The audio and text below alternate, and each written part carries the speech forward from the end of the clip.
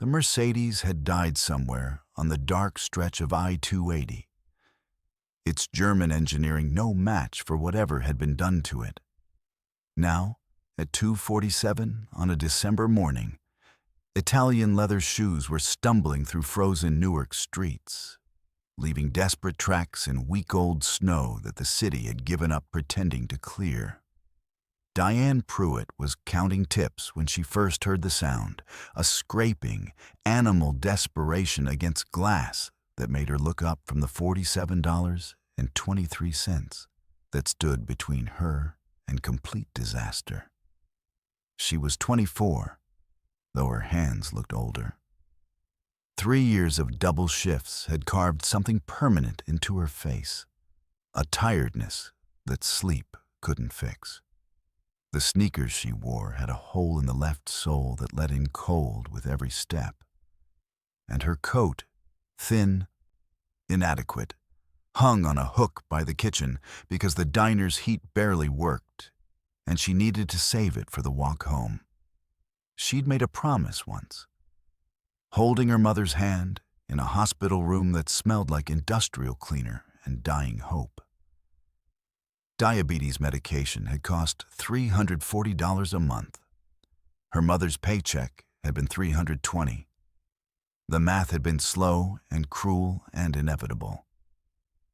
Take care of your baby girl, no matter what. Diane looked at the man, slumped against the diner's front door, his face gray in the flickering neon. And she didn't know that in the next 8 hours, one decision would cost her everything she'd fought to keep, her job, her home, her daughter. She didn't know that the half-frozen stranger she was about to help would bring 13 lawyers to her doorstep. Before we see what happened that night, I need you to do something. Hit that like button right now and tell me in the comments, would you risk everything to help a stranger?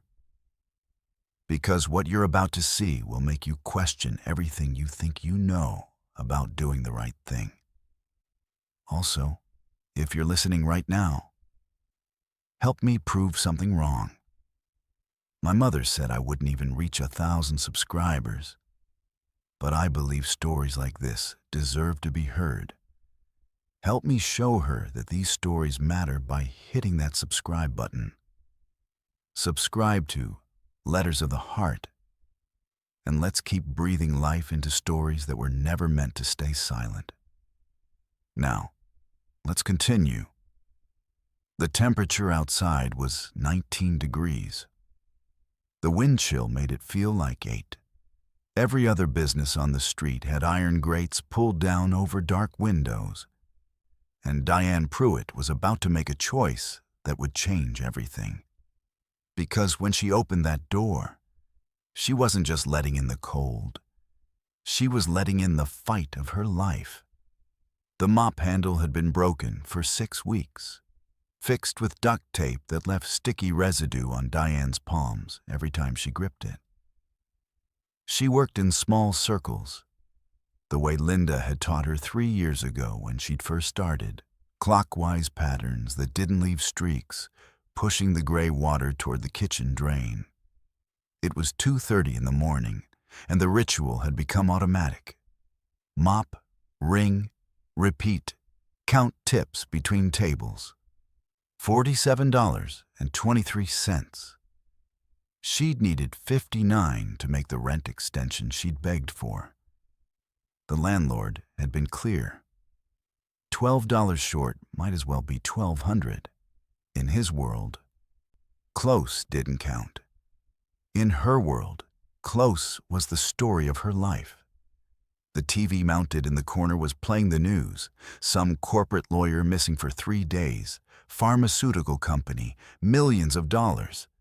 The kind of numbers that didn't mean anything to people who counted in ones and fives. Diane tuned it out the way she tuned out most things that didn't involve immediate survival. Her phone sat on the counter near the register, screen dark but heavy with threat. 13 missed calls from the landlord, a text from Sandra, her ex-boyfriend's mother, that she'd read and then wished she hadn't. Tyler's lawyer will be filing the custody petition this week. Time to admit you can't provide for Lily. On the counter next to her phone, a small inhaler in a prescription bottle. Cap slightly loose, the medication inside nearly gone. 3 days left, maybe 4 if she rationed it. The refill would cost $340. Her insurance had lapsed 2 months ago when she'd had to choose between coverage and keeping the lights on. She'd chosen lights. You can't do homework in the dark. Earlier that evening, before the late shift had started, old Mr. Patterson had come in, the one who always ordered coffee and toast, who counted his quarters carefully before ordering, whose hands shook when he reached for his cup. Diane had given him soup, too. It wasn't on his order, but his coat was thin and the wind was picking up, and she'd seen her mother in his face. He'd left $2 on a $3.50 tab, and she'd known he couldn't afford it. The TV shifted to a local segment. Something about corporate restructuring. Rosie's Diner was part of a chain now, had been bought out 8 months ago by some investment group that cared about quarterly reports and labor cost percentages. Dennis Kowalski, the overnight manager, had been stressed ever since. He'd started timing bathroom breaks, questioning every free refill, looking at the schedule like it was a puzzle he needed to solve by eliminating pieces. Linda had mentioned it last week, whispered over coffee during a shift change. Corporate's breathing down his neck about labor costs. Be careful. Diane pushed the mop toward the table 7, the one where someone had spilled ketchup and not bothered to clean it. She could see her reflection in the dark window. Gaunt, tired, wearing the kind of exhaustion that had become permanent. Her mother's face looked back at her sometimes, the resemblance getting stronger as Diane got thinner. Take care of your baby girl, no matter what. She was trying. God, she was trying. But trying didn't pay for inhalers. Trying didn't convince landlords to accept promises instead of rent. Trying didn't stop Sandra's lawyers from building a case that Diane was already half defeated by. That a mother working 80 hours a week in minimum wage jobs, living in a 1-bedroom apartment with unreliable heat, feeding her daughter pasta 3 nights a week because meat was expensive, that this mother wasn't fit. The floor was almost done. Another 20 minutes and she could lock up, walk 4 blocks to her car that wouldn't start, then 6 more blocks home because the $300 to fix the starter might as well be $3,000. She'd be home by 3:30, sleep for 3 hours, wake Lily at 6:45, get her to school, make it to her convenience store shift by 8:30. The math of survival was relentless, and she was so tired of math. She didn't know that in 17 minutes, everything would change. She didn't know that the cold waiting outside had already chosen her. The sound came just as Diane was emptying the mop bucket, a scraping, desperate animal sound that didn't belong to the usual night noises of Newark. She looked up, water still dripping from the mop head, and saw him through the front window. A man, collapsed against the glass door, face pressed to it like he was trying to pass through it by will alone. His face was gray, not pale, not white, but gray, the color of something dying. His whole body shook with violent tremors that made the glass rattle. One hand was splayed against the door, the other clutched to his chest. Diane's first thought was, drunk. Her second thought was, policy.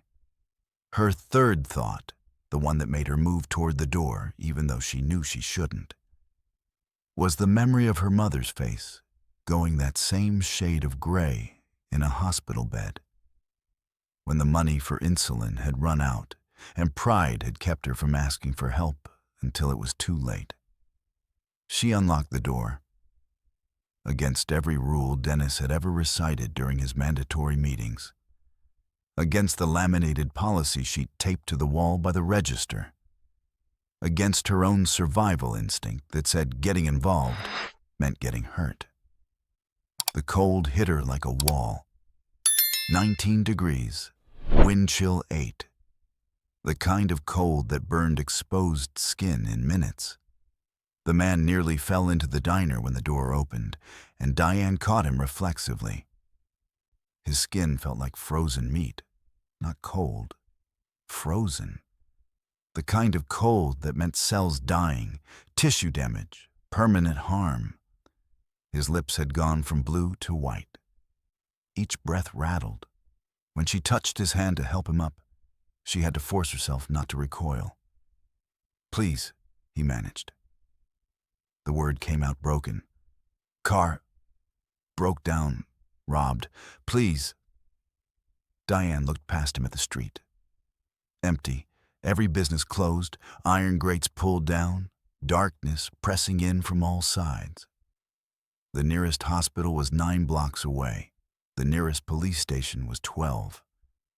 In this cold, at this hour, in this neighborhood, help wasn't coming.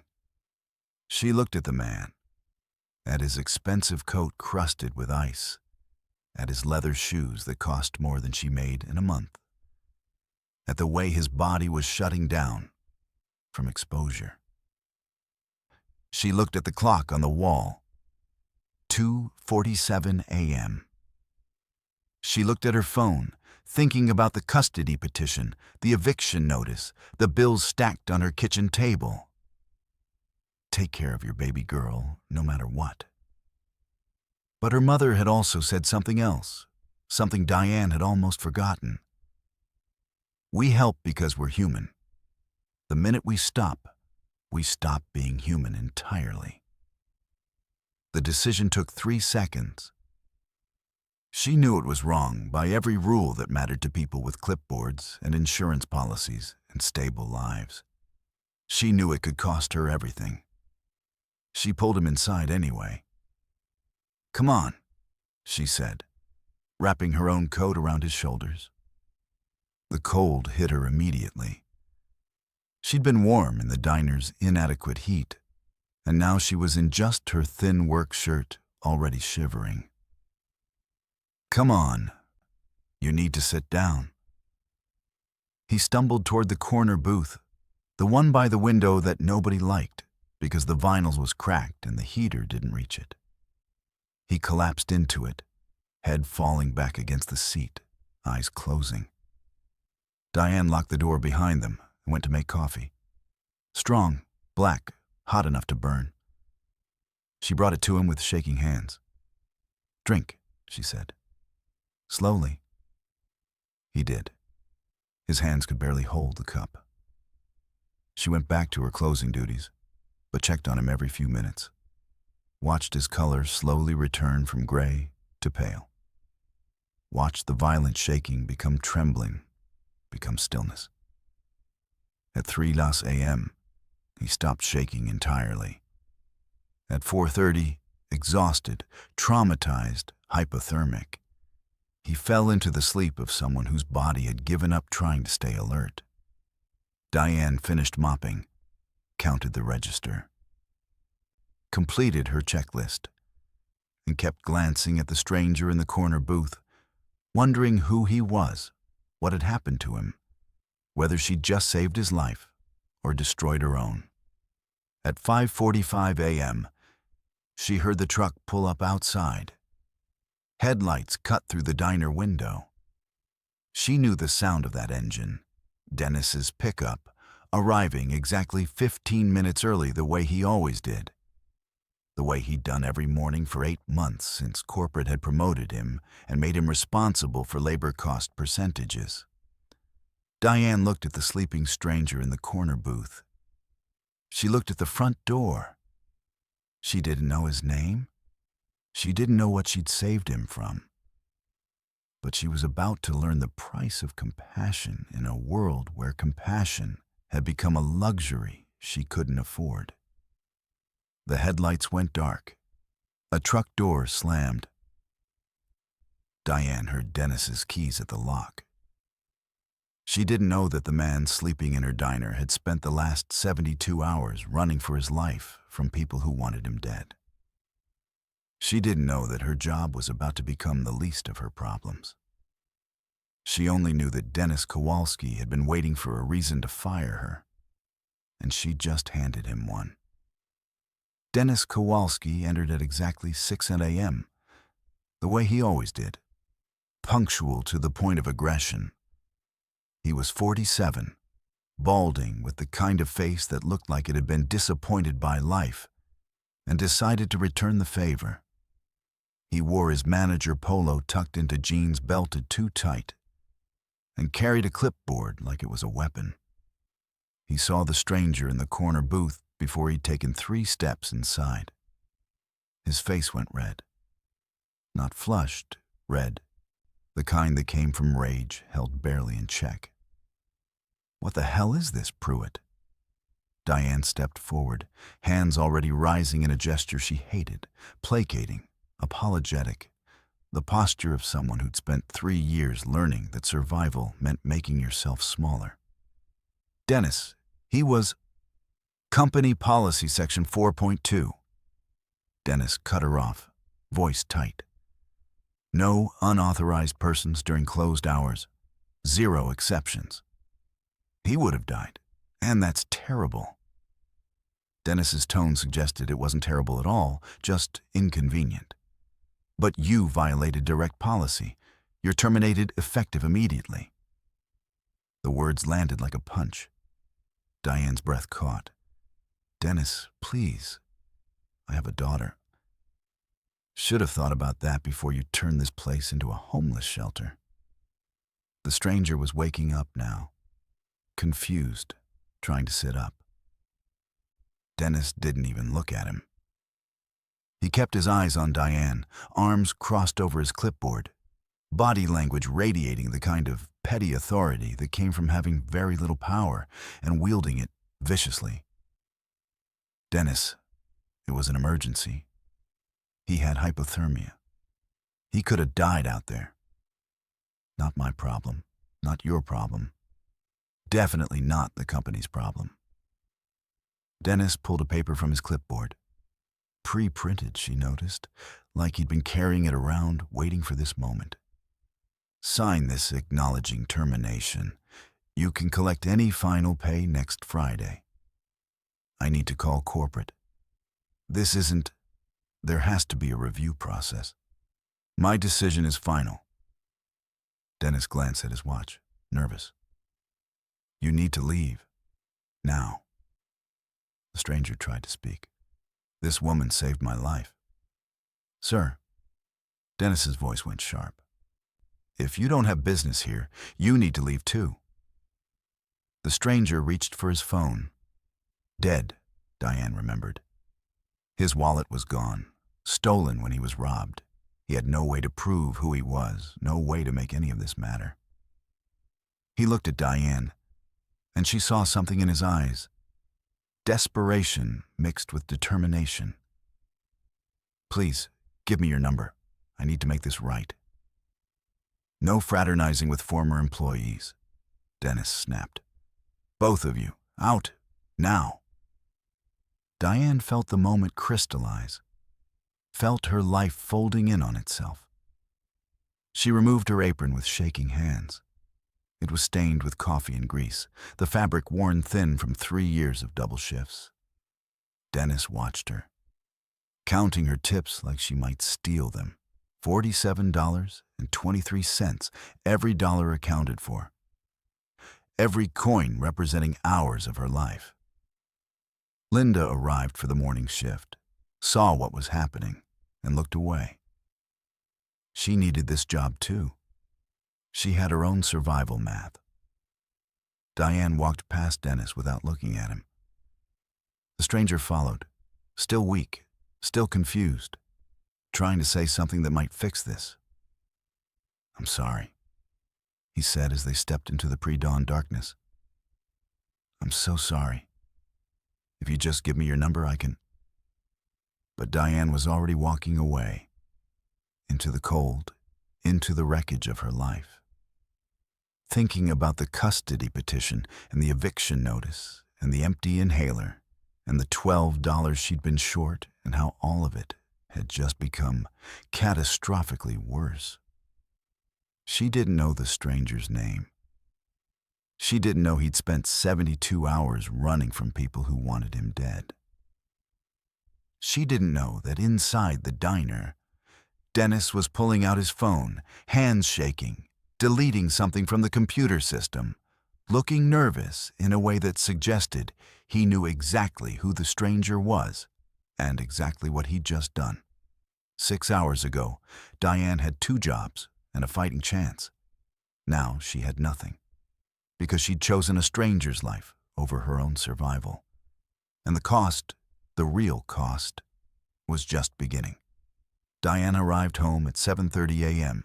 to find her daughter getting ready for school, and a piece of paper that might as well have been a death sentence taped to her door. Final notice of eviction. 14 days to vacate.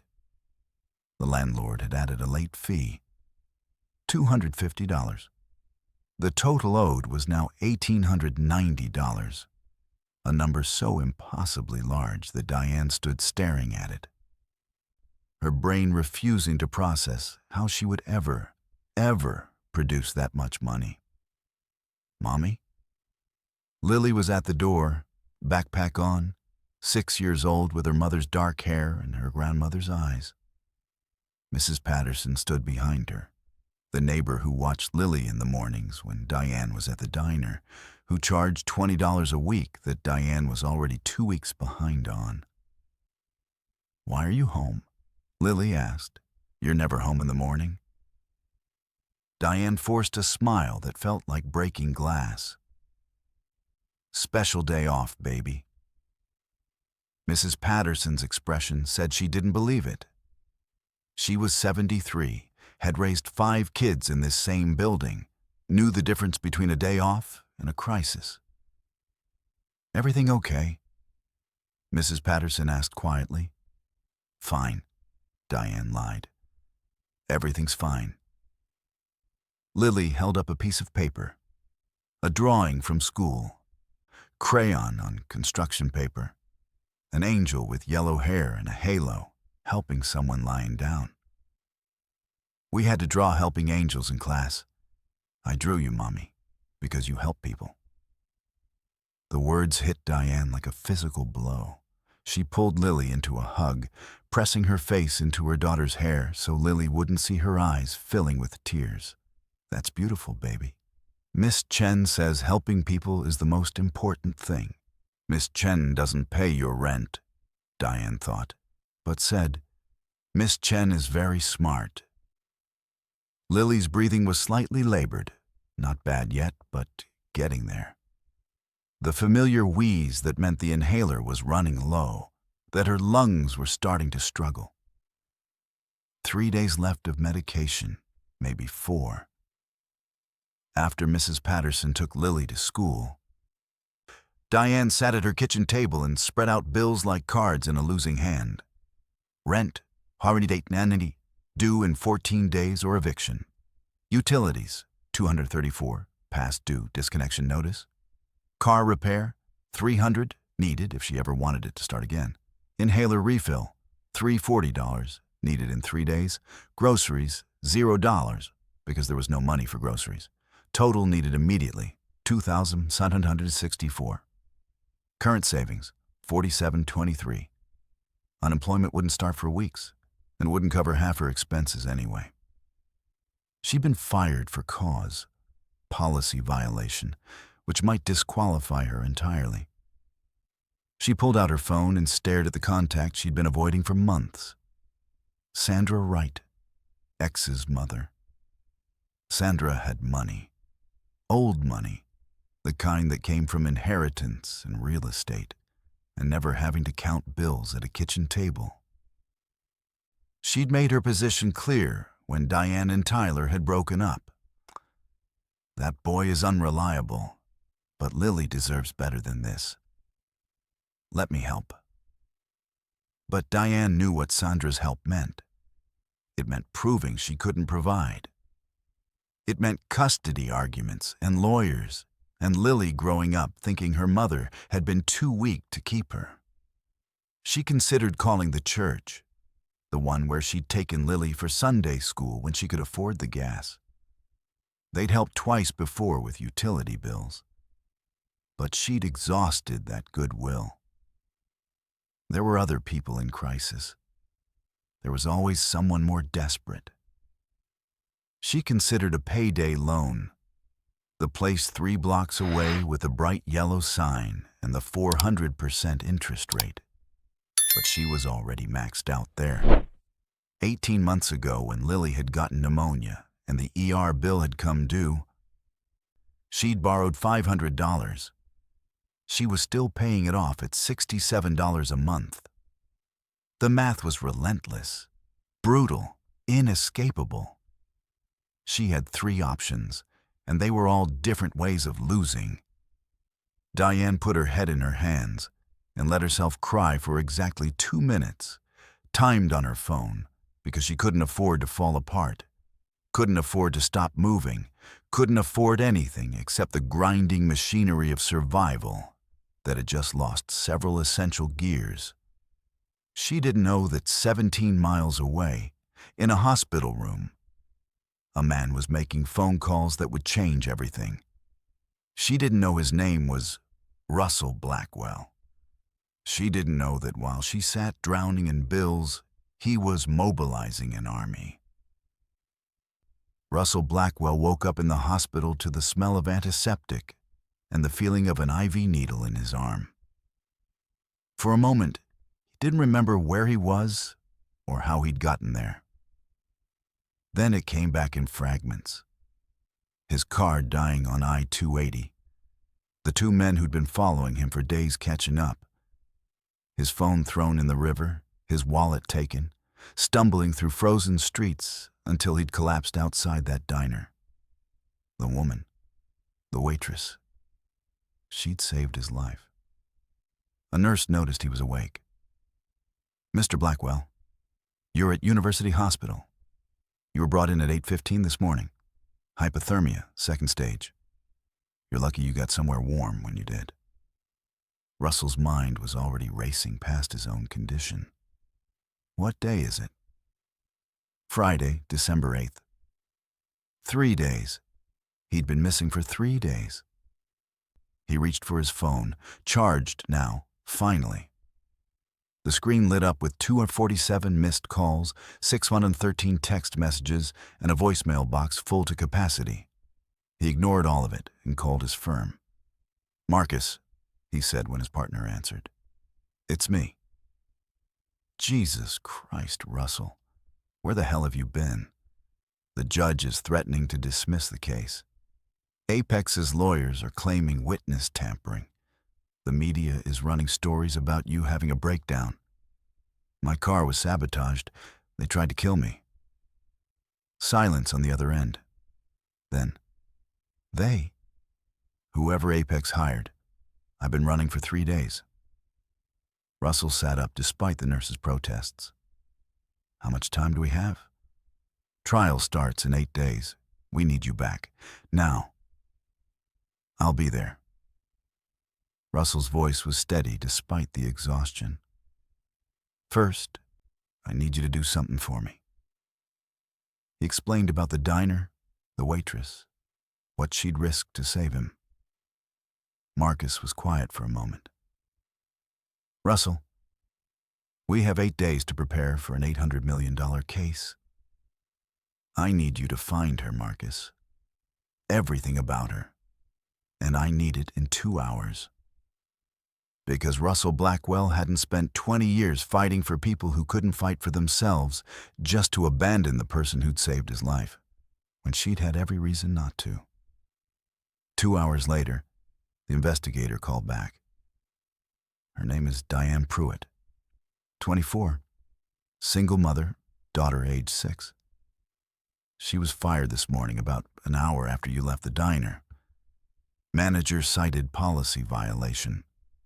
She's facing eviction in 14 days, owes $180 in back rent. Her daughter has asthma, needs medication refill in 3 days, $340 out of pocket. Her ex-boyfriend's mother is filing an emergency custody petition claiming neglect. The hearing is in 10 days. Russell listened to each detail like hammer blows. What's her exposure?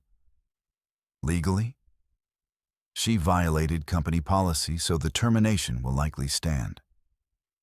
But there's more. The manager who fired her, Dennis Kowalski, deleted security footage from the night you were there. And get this, his brother-in-law works for Apex Pharmaceuticals in their legal department. Russell's jaw tightened. They got to him. Looks like it. Payoff or threat, we're not sure yet. But that waitress didn't just save your life. She walked into the middle of your case without knowing it. Russell closed his eyes. Diane Pruitt had risked everything to save a stranger, and that stranger had brought a war to her doorstep.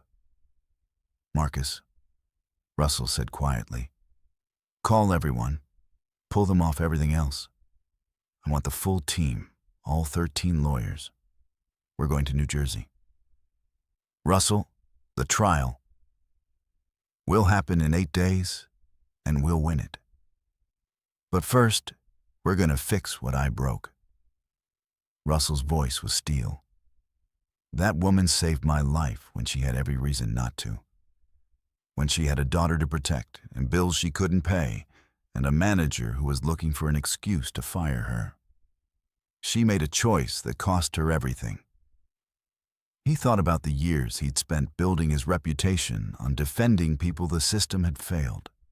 He thought about the pharmaceutical case, the hundreds of people who died because Apex had hidden data about their diabetes medication, had chosen profit over lives, had made the same calculation that Dennis Kowalski had made this morning.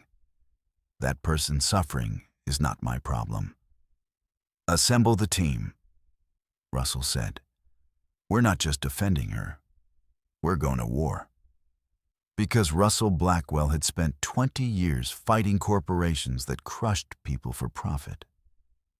But he'd never fought for someone who'd sacrificed everything just to keep him breathing. And he was about to make sure she never regretted that choice. Find me her address, Russell said. We leave in an hour. He didn't know that while he mobilized 13 lawyers, Diane Pruitt was making the worst decision of her life. He didn't know he was already almost too late. Day 2 after the firing started with Diane sitting at her laptop in the public library, applying to jobs with the desperate efficiency of someone who knew time was a luxury she didn't have. She applied to 14 positions. Every single application asked for references from her most recent employer. By noon, 3 had already called Dennis. By 2 p.m., all 3 had sent rejection emails with the same careful corporate language.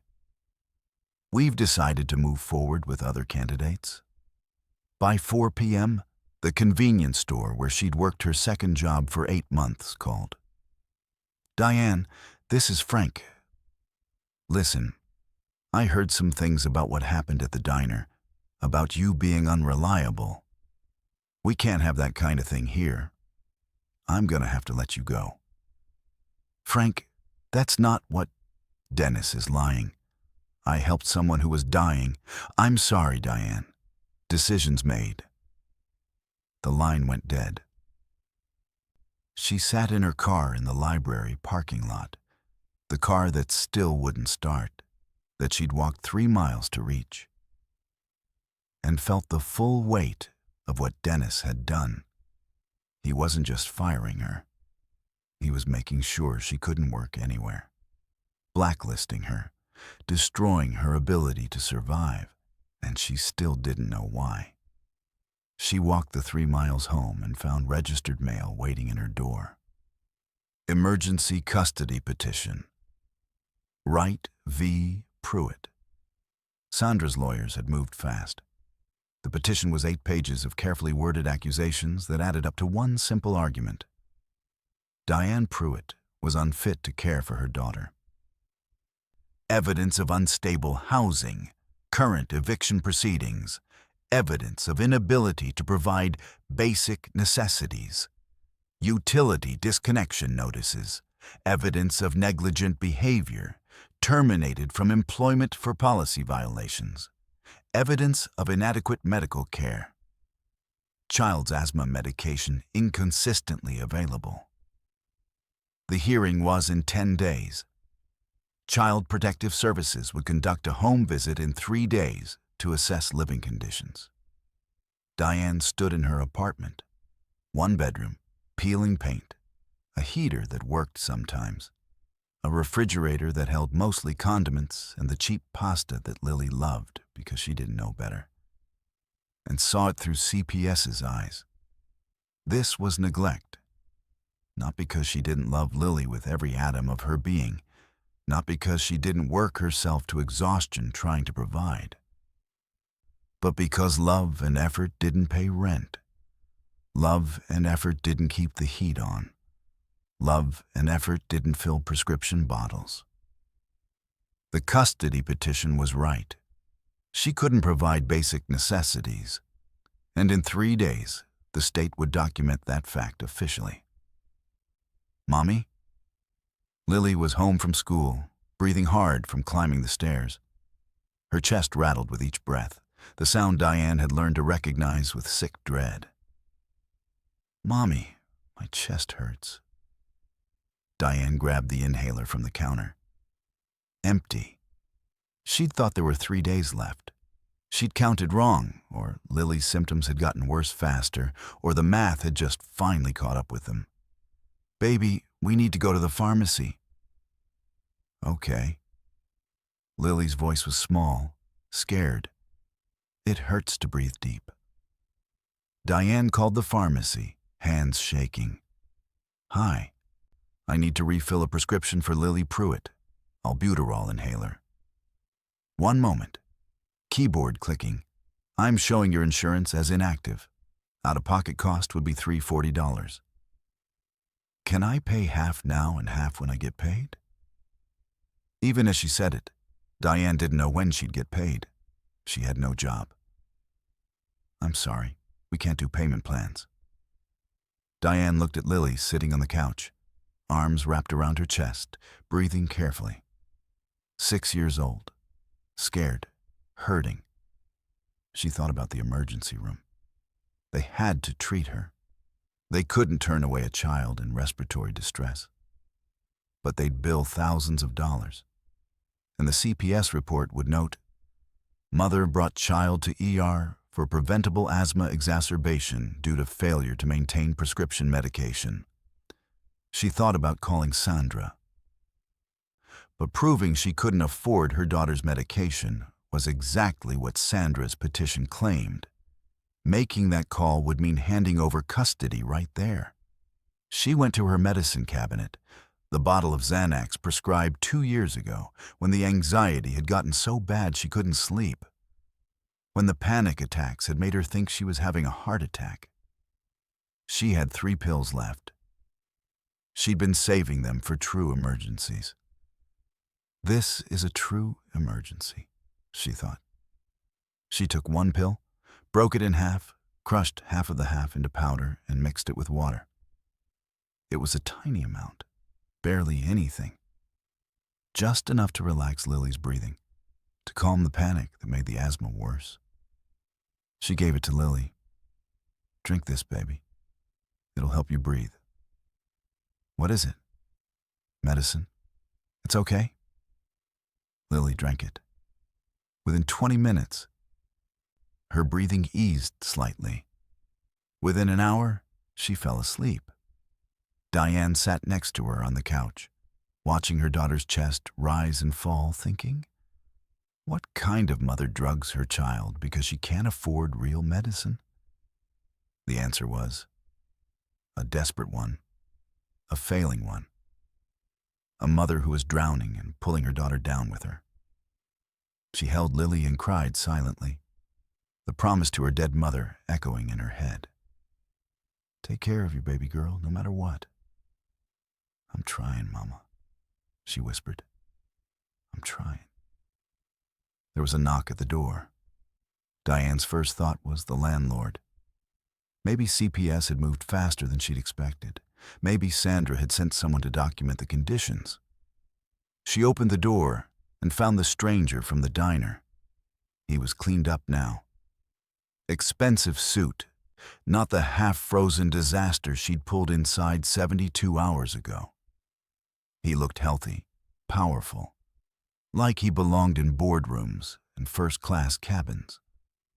Behind him, parked on the street in front of her apartment building with its cracked facade and graffitied mailboxes, were 3 black SUVs. And standing between those vehicles, in a scene so surreal Diane thought she might be hallucinating, 13 people in expensive suits, carrying briefcases, looking like an army that had arrived for war. The stranger's eyes met hers. They were kind, determined, apologetic. "Ms. Pruitt," he said quietly, "my name is Russell Blackwell. I'm the man you saved 3 nights ago." Diane stared at him, at the lawyers behind him, at the scene that made no sense. "I'm here to help," Russell said. And despite everything, despite the eviction notice and the custody petition and the empty inhaler and the fact that she'd just given her daughter crushed anxiety medication because she had no other options, despite all of it, Diane felt something she hadn't felt in 3 years. She felt hope. And hope, as she was about to learn, was the most dangerous thing of all. 13 lawyers in a 1-bedroom apartment made the space feel like it was collapsing in on itself. They stood in Diane's living room. Expensive suits, leather briefcases, the kind of polish that came from offices where the coffee was free and the problems were other people's.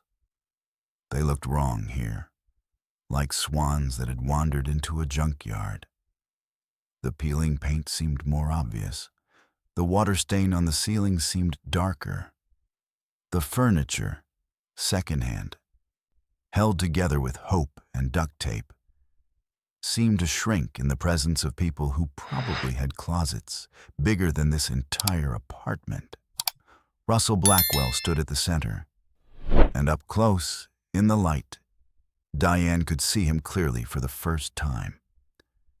Mid-40s, graying at the temples, the kind of face that suggested he'd spent years winning battles that mattered. His suit probably cost more than 3 months of her rent. But his eyes were kind, tired, grateful.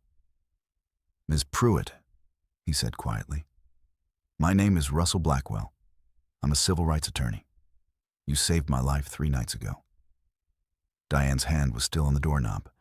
Part of her wanted to close it, to rewind the last 5 minutes, to make this impossible scene disappear.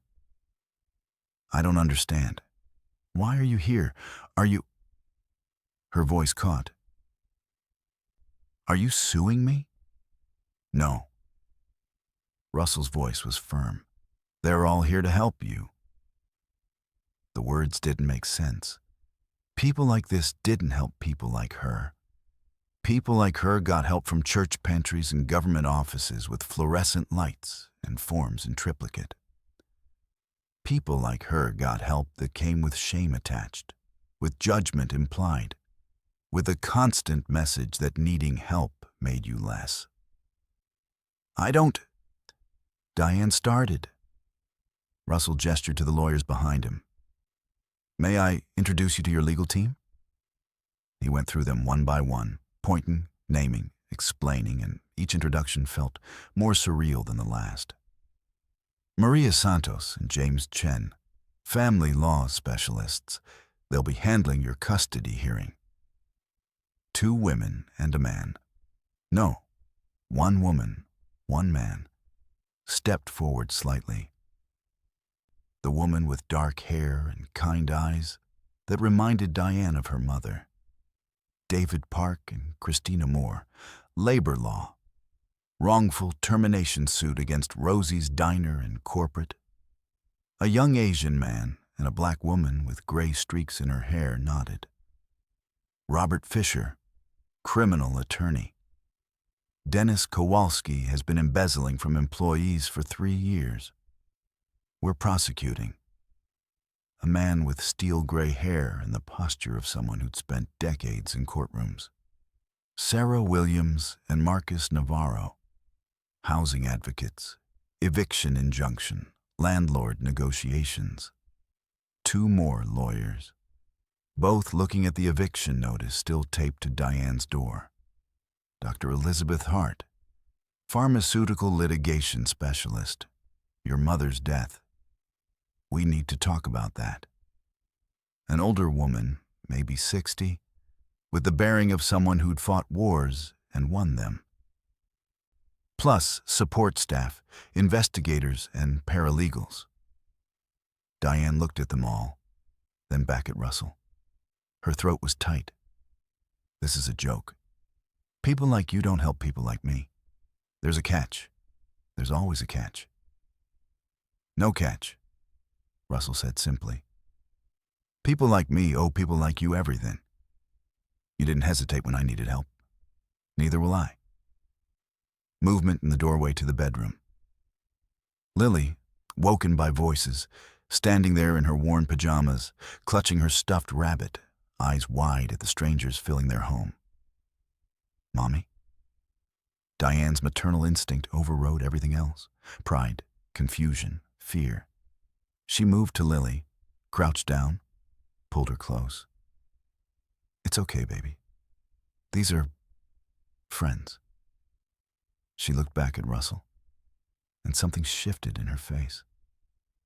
If this is real, if you're serious, I need help now.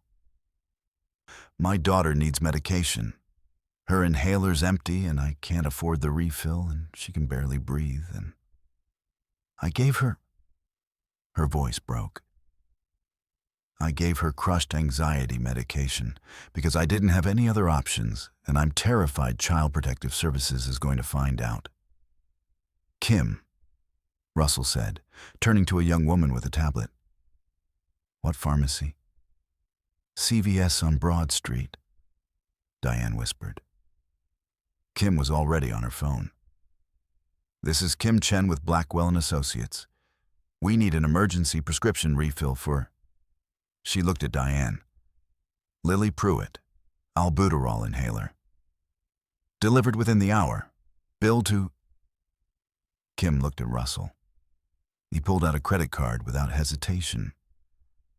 My personal account, and add whatever other prescriptions are outstanding.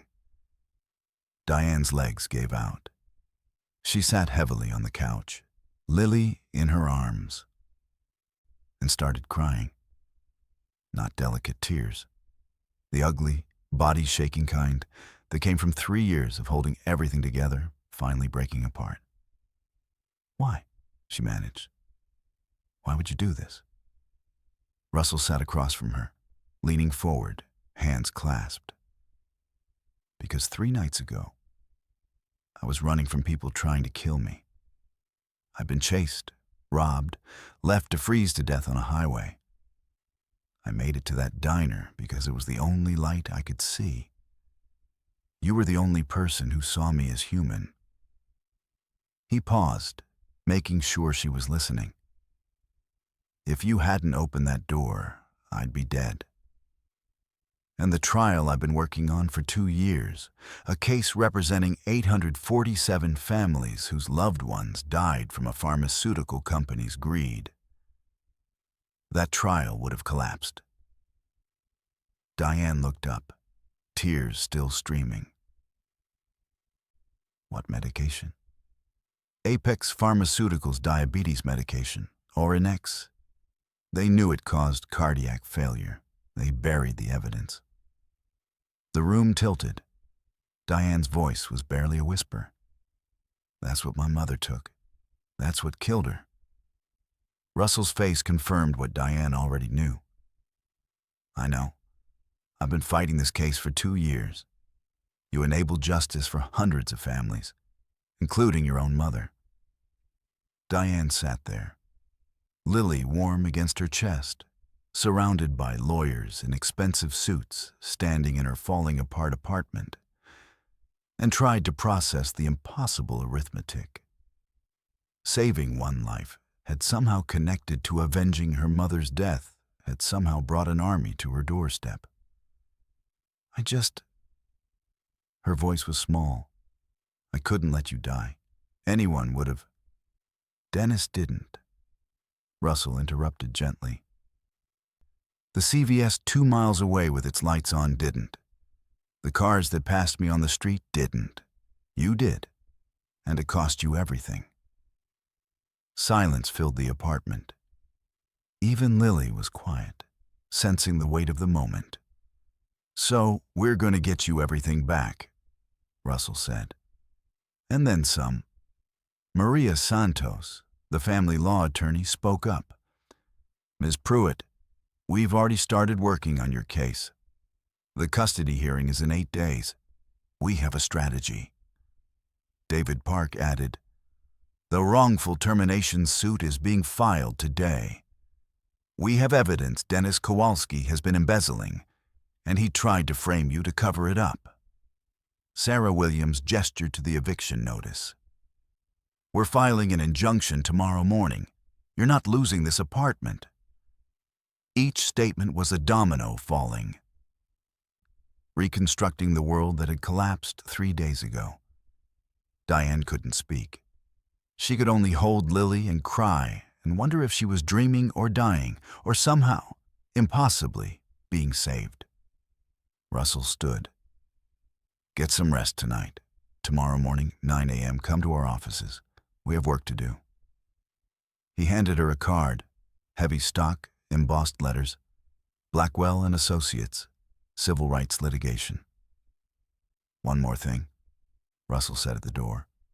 That medication will be here in 30 minutes. And Ms. Pruitt? Diane looked up. Thank you for my life.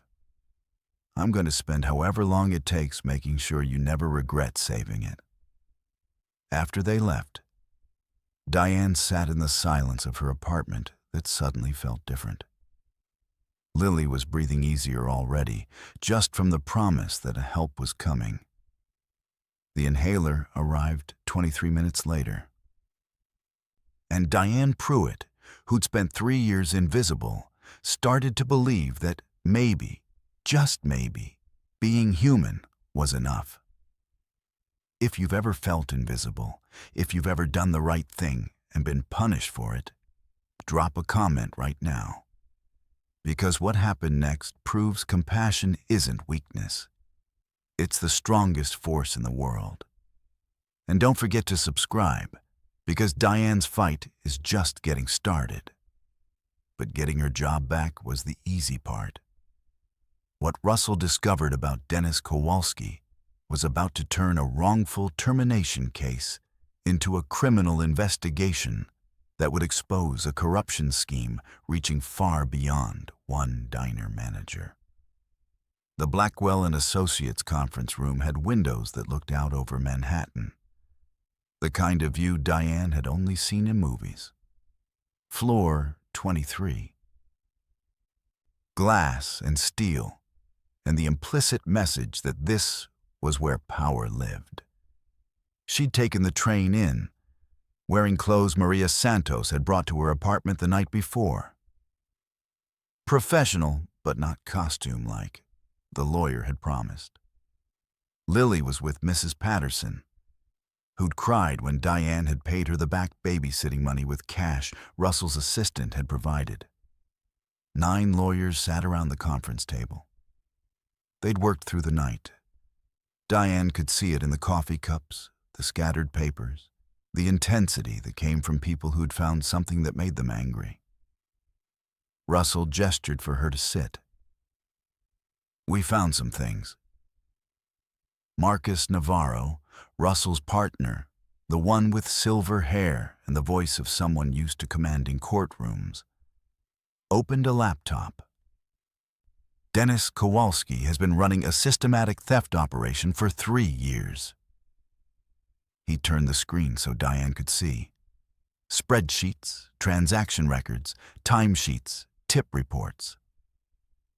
He's been skimming tips from every server, Marcus explained. Small amounts, $5 to $15 per shift, split across multiple employees so no one noticed the pattern. Over 3 years, from 7 different servers. $47,000, David Park finished. He's stolen $47,000. Diane felt the number like a physical blow. She thought about every shift where her tips had been light. Every night she'd assumed she'd just given bad service, hadn't smiled enough, hadn't been fast enough. He was also falsifying timesheets, Christina Moore added. Clocking people out early, pocketing the difference in labor costs. Corporate was paying for hours you worked, but never received. How? Diane's voice was hollow.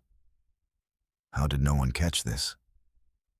Someone did, Russell said quietly. He slid a document across the table. Corporate audit report dated 8 months ago. They flagged irregularities at your location, recommended investigation. Diane read the highlighted sections. Unusual variance in tip reporting. Labor costs inconsistent with foot traffic. Recommend immediate audit. They knew? Her voice rose. Corporate knew something was wrong and they just did nothing, Marcus confirmed. Because Dennis was keeping labor costs low. His store had the best profit margins in the region. He was getting quarterly bonuses for his efficiency. The rage that filled Diane was clean and sharp. She'd spent 3 years blaming herself for not being good enough, not working hard enough, not earning enough in tips. And the whole time, someone had been stealing from her while corporate looked the other way because the numbers looked good. The audit? Diane said slowly. When was it scheduled? The morning you were fired, David said. Corporate was finally sending auditors. Dennis panicked. Everything clicked into place. Dennis's nervousness that morning, the way he'd been so quick to terminate her, the way he'd counted her tips like he was looking for something. He didn't fire me for helping Russell, Diane said. He fired me to cover his own crime. He tried to frame you for it, Robert Fisher, the criminal attorney, said. We found an anonymous complaint filed with corporate HR the day before you were fired. It claimed you'd been skimming from the register. The complaint came from Dennis's email, but routed through a proxy to look anonymous. He was going to blame everything on you, Russell said.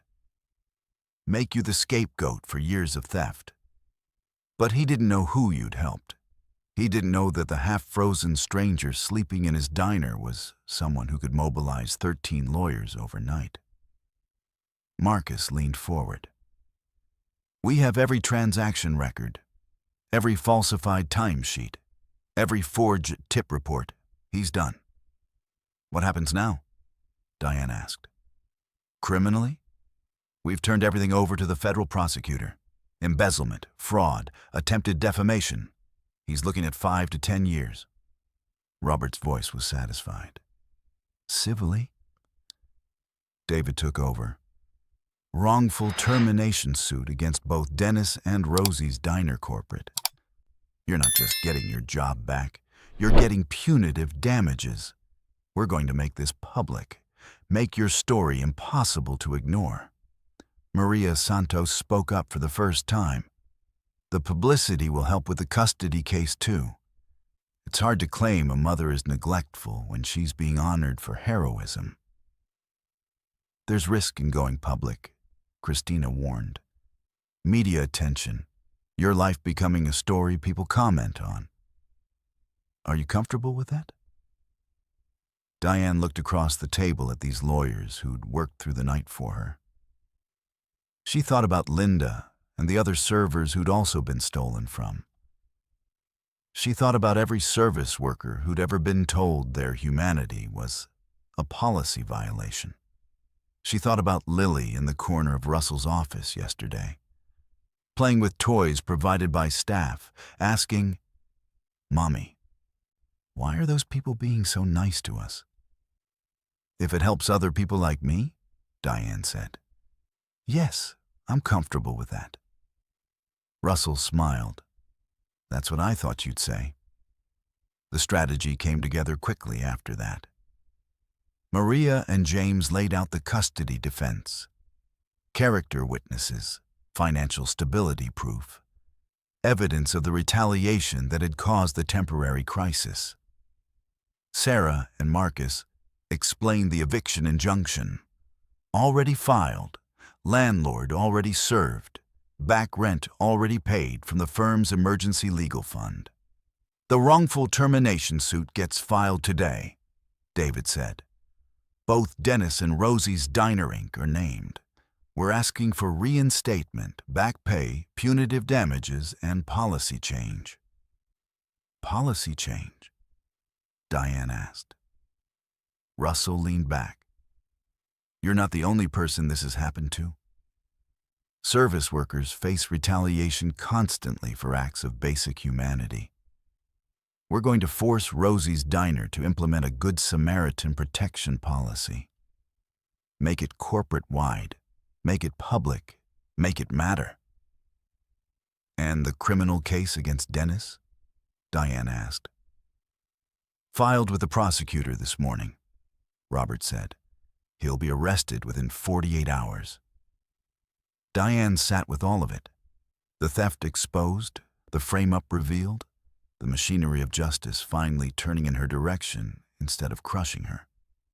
3 days ago, she'd been drowning. Now she had an army. "There's one more thing," Russell said carefully. "The custody hearing. It's in 6 days. Sandra Wright has resources. She'll fight hard." "Let her," Diane said, and meant it. "I'm not alone anymore." Maria smiled. "No, you're not." After the meeting, Russell walked Diane to the elevator. "How are you holding up?" "I don't know," Diane admitted. 3 days ago, I thought my life was over. Now I don't recognize it." "It's going to get more overwhelming before it gets easier," Russell warned. "Media attention, court appearances, people watching." "I can handle it." Diane paused. "Can I ask you something?" "Anything." "Why? I know you said I saved your life. But this..." She gestured back toward the conference room. "This is so much more than gratitude. Why are you doing all of this?" Russell was quiet for a long moment. "I've spent 20 years fighting for people the system failed. Pharmaceutical victims, civil rights cases, wrongful death suits. I'm good at what I do. But I'd forgotten something." "What?" "That the system doesn't just fail in big, obvious ways. It fails in small ways, too. In diners at 2 a.m., in managers choosing profit over people, in corporations ignoring theft because the numbers look good." He looked at her directly. "You reminded me that fighting for justice means fighting for people like you, the ones who keep choosing humanity even when it costs everything." The elevator arrived. Diane stepped in, then turned back. "Thank you," she said, "for my life." Russell smiled. "Thank you for mine." Diane was about to learn that when you help someone with power, they bring the whole system to your defense. But first, she had to face the woman who'd been waiting to take her daughter away. Family court in Newark smelled like floor polish and desperation. Diane had been here once before, when she'd filed for child support from Tyler. A hearing that had ended with the judge explaining that you can't get blood from a stone, and Tyler qualifying as a stone. Now she was back, sitting at a table with Maria Santos and James Chen, flanking her like bookends. Across the aisle, Sandra Wright and her attorney, a man in a suit that probably cost more than Diane's car was worth before it stopped working. Sandra looked exactly as Diane remembered. Perfectly coiffed blonde hair, subtle makeup, the kind of put-together that came from having staff and time and money that meant you never had to choose between looking professional and eating. She didn't look cruel. She looked concerned. That was worse somehow. The judge, the Honorable Patricia Reeves, a black woman in her 50s with reading glasses and the expression of someone who'd seen every manipulation tactic in the book, reviewed the petition. This is an emergency custody petition filed by Sandra Wright, seeking temporary custody of minor child Lily Pruitt, age 6. Judge Reeves looked up. Mrs. Wright, your petition alleges neglect based on housing instability, insufficient income, and inadequate medical care. Is that correct? Sandra's attorney stood. Yes, Your Honor. Mrs. Wright loves her granddaughter deeply. These allegations give her no pleasure. But the child's welfare must come first.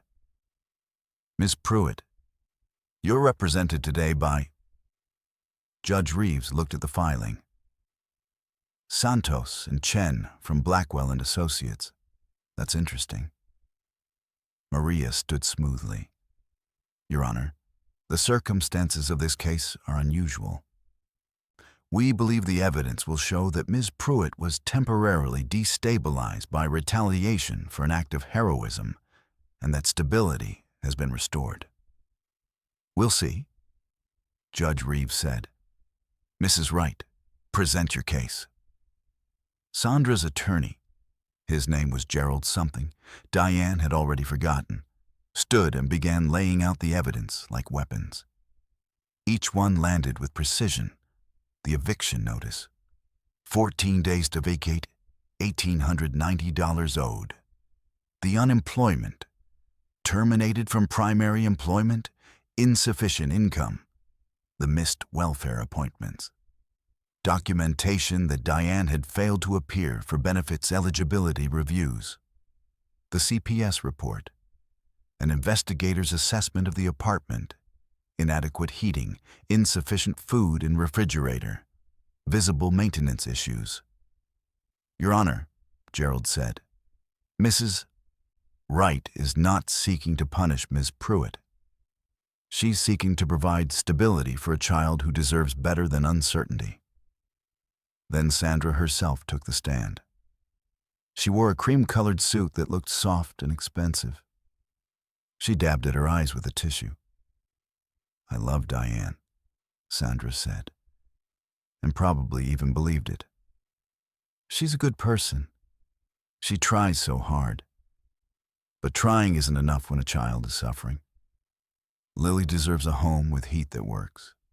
She deserves regular meals. She deserves medical care that doesn't depend on whether her mother can afford it that week. Ms. Wright, what would you provide that Ms. Pruitt cannot? Judge Reeves asked. A stable home, private school, regular medical care, a trust fund for her future. Sandra's voice caught.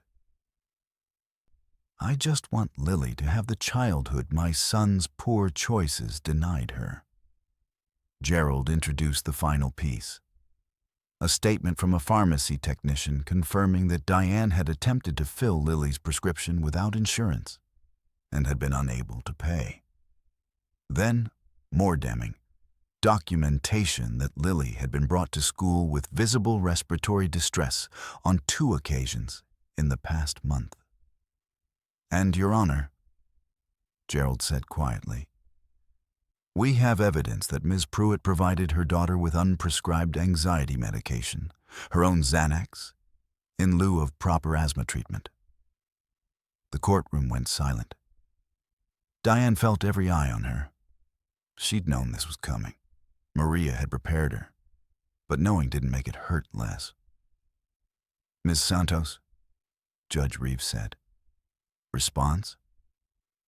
Maria stood, and Diane saw why Russell had chosen her. She didn't look defensive. She looked ready. "Your Honor, we'd like to present context. First, the housing instability. Ms. Pruitt's eviction notice has been resolved. Back rent has been paid in full. Maria submitted documentation. The eviction proceedings have been withdrawn. Second, the employment situation. Ms. Pruitt was wrongfully terminated for providing emergency medical aid to a dying stranger. She's currently pursuing a wrongful termination suit. Additionally, she's been offered and has accepted employment as a legal assistant with Blackwell and Associates at a salary of $62,000 annually with full benefits." Gerald objected. "Your Honor, this is clearly a fabricated. The job offer is real in writing and begins next week," Maria said calmly, submitting more documents. "Ms. Chow, Pruitt has also been provided with first month's rent and deposit for a 2-bedroom apartment in a better school district. Moving in this weekend." Judge Reeves examined the documents. "Continue." Third, the medical care issue. A trust fund has been established for Lily's medical and educational expenses in the amount of $100,000. Maria looked directly at Sandra. "Lily's asthma medication will never again be unavailable due to cost. Neither will any other medical need." "This is absurd," Gerald sputtered. "These aren't resources Ms. Pruitt earned. They're charity designed to make her look. They're restitution," Maria cut in, "for years of wage theft by Miss Pruitt's former employer and compensation for wrongful termination.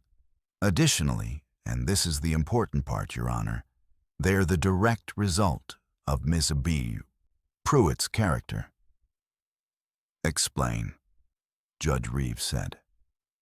Maria gestured to the back of the courtroom. "We'd like to call Russell Blackwell to testify." Russell walked to the stand, and Diane watched Sandra's attorney Google him on his phone. She saw the moment recognition hit, the moment he realized exactly who was testifying. Russell was sworn in. Maria kept the question simple. "Mr. Blackwell, what is your connection to this case?"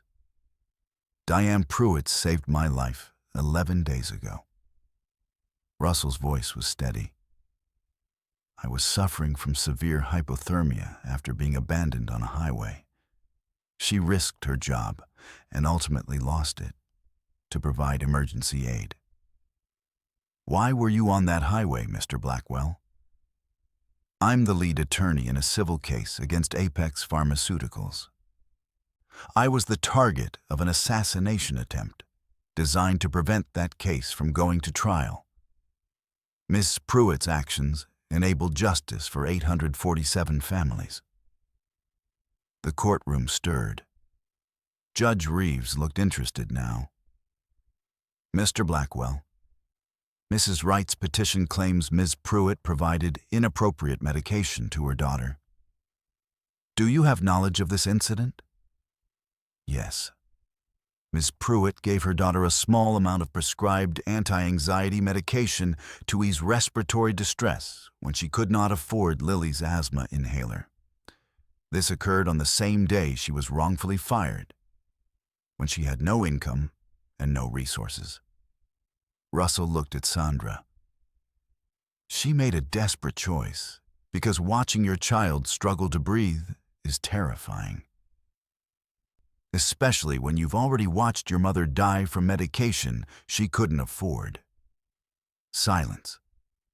"The medication Miss Pruitt's mother couldn't afford," Russell continued, "was the same medication my case involves, Apex Pharmaceuticals Oronex, which we've proven the company knew was lethal." Judge Reeves leaned forward. "Mr. Blackwell, in your professional opinion, is Ms. Pruitt fit to care for her daughter?" Your Honor, Diane Pruitt made a choice to risk everything to save a stranger's life. That's not instability. That's extraordinary character. She's being punished for that choice by people who prefer compliance to compassion. If that makes her unfit, then our definition of fitness is broken. Maria resumed. Your Honor, we're not claiming Ms. Pruitt is perfect. We're claiming she was temporarily destabilized by retaliation for doing the right thing. That instability has been corrected. Her daughter will have housing, health care, and financial security. But more than that, she'll have a mother who teaches her that humanity matters more than rules. Ms. Pruitt, Judge Reeves said, do you want to testify? Diane stood on shaking legs. She was sworn in. Maria nodded encouragement. Ms. Pruitt, did you give your daughter unprescribed medication? Yes. Diane's voice was quiet but clear. I did. Because my daughter couldn't breathe, and I couldn't afford her medication, and I was terrified she'd die like my mother did. She looked at Judge Reeves directly. I made a choice to help a stranger, knowing it might cost me everything. I'd make that choice again. Because that's what my mother taught me. We help because we're human, and I want my daughter to learn that too. Her voice strengthened. But I will not apologize for keeping a man from freezing to death. If that makes me unfit, then this system is broken. And maybe that's what needs to be said. The courtroom was absolutely silent. I lost my job because I chose to save a life. I almost lost my home because I refused to let someone die. I'm being told I'm a bad mother because I was punished for being a good human. Diane felt tears on her face, but kept talking. But my daughter is learning something more important than stability. She's learning that people matter, that compassion isn't weakness, that doing right sometimes costs everything, and you do it anyway. She looked at Sandra. You can give her private school and trust funds, but I'm giving her something more important. I'm giving her a mother who will always choose humanity over security. Always. Diane sat down. Maria squeezed her hand under the table. Judge Reeves was quiet for a long moment, reviewing documents. Then she looked up. Mrs. Wright, your concern for your granddaughter is noted and appreciated. However, she removed her glasses. Your daughter-in-law lost her job performing an act of mercy. The instability you cite as evidence of unfitness is the direct result of being punished for saving a human life. She looked at the CPS report. The temporary housing issues have been resolved. The income issues have been resolved. The medical care issues have been resolved. What remains is a mother who chose compassion over compliance, and a grandmother who mistakes stability for character. Judge Reeves looked at Sandra directly. Mrs. Wright, there is no evidence of neglect here. There's evidence of temporary crisis caused by extraordinary circumstances. The petition is dismissed. Sandra's face crumpled. Diane felt a surge of something that wasn't quite victory, more like exhausted relief. Furthermore, Judge Reeves continued, I'm issuing a protective order. Mrs. Wright, you will not file further custody petitions without substantial new evidence of actual neglect or abuse. Using your resources to weaponize your granddaughter against her mother is inappropriate and will not be tolerated in my courtroom. The gavel came down. Diane stood in the hallway afterward. Lily pulled tight against her side. Lily didn't fully understand what had happened. Just knew Mommy had been scared, and now Mommy was crying, but smiling. We won? Lily asked. We won, baby. Press waited outside. Word had spread about the case. A reporter called out as they exited. Ms. Pruitt, do you have a message for other service workers facing retaliation? Diane stopped. Maria nodded permission. Diane looked at the cameras. Yes. Don't let them make you small. What we do matters. How we treat each other matters. And if the rules say otherwise, then it's the rules that need to change, not us. The custody battle was won, but the war against the system that punished her was just beginning. Because in 6 days, Diane would stand in front of Rosie's diner corporate executives and say the words that would change company policy nationwide. First, though, Dennis Kowalski was about to have a very bad morning. The raid happened at 6:15 a.m., timed deliberately for maximum impact. Federal investigators descended on Rosie's diner in 3 unmarked cars, accompanied by local police and, this was Russell's touch, news crews that had been tipped off 10 minutes earlier. By the time agents entered the diner, cameras were rolling. Dennis Kowalski was counting the opening till when they came through the door. Diane saw it later on the news, and she'd be lying if she said it didn't feel satisfying. Dennis's face going pale, his hands freezing mid-count. The exact moment he realized his carefully constructed theft operation was collapsing around him. Dennis Kowalski? The lead agent showed her badge. FBI. You're under arrest for embezzlement, fraud, and attempted criminal defamation. They read him his rights on camera. The coffee pot behind him was still brewing, the neon sign still flickered Rosie's in pink letters, and Dennis's hands were cuffed in front of him while the morning shift staff watched in stunned silence. Linda called Diane 2 minutes after it happened. Oh my God, they arrested him. The FBI, it's on the news. Diane, they're saying he stole from all of us. $47,000. Is that true? It's true, Diane confirmed. She was getting Lily ready for school, and the TV in the corner showed the perp walk. Dennis being led out in handcuffs, head down, trying to avoid the cameras. Russell's team found everything. That's why my tips were always light. Linda's voice was shaking.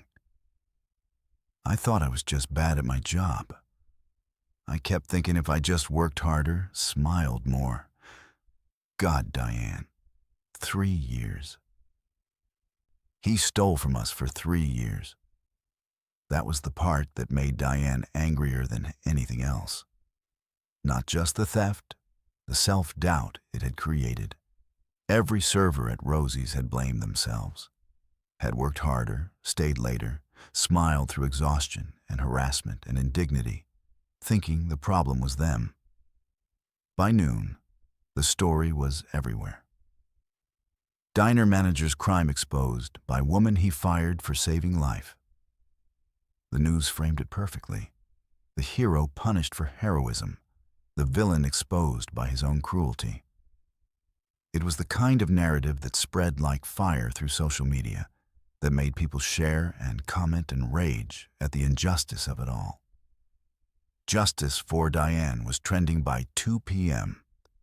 By evening, other service workers were sharing similar stories. Bosses who'd stolen, managers who'd retaliated, companies that had looked the other way because the numbers looked good. The floodgates had opened. The prosecutor held a press conference at 4:30 p.m.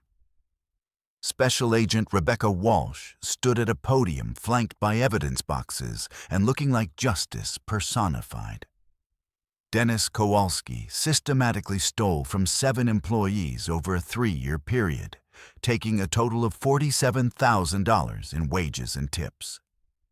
He falsified timesheets, manipulated tip reports, and created fraudulent documentation to cover his crimes. She held up a paper. 2 days before his arrest, Mr. Kowalski filed an anonymous complaint with corporate HR accusing Diane Pruitt of theft. This complaint was designed to frame Miss Pruitt for Mr. Kowalski's own crimes. It was filed from Mr. Eaud's Kowalski's personal email using an IP masking service. The camera flashes were constant. We believe additional employees at other Rosie's Diner locations may have been victimized by similar schemes. We're opening a wider investigation into the company's financial practices and corporate oversight failures. By evening, 6 other servers from Diane's diner had been contacted by Russell's team. All of them had been stolen from. All of them had blamed themselves. All of them were coming forward. Dennis's lawyer tried damage control on the 6 p.m. news. Henry Brandt, defense attorney, with the kind of face that suggested he defended worse people for better money. Mr. Kowalski is a family man under tremendous pressure. Rosie's Diner corporate culture created an environment where managers felt compelled to meet impossible financial targets. While we don't excuse his actions, we ask for understanding of the circumstances that led to. Russell's team released Dennis's financial records an hour later. Gambling debts, $32,000 to Atlantic City casinos. Designer watches, a boat he couldn't afford docked in Jersey City. The narrative of desperate family man evaporated instantly. This was greed, pure and simple.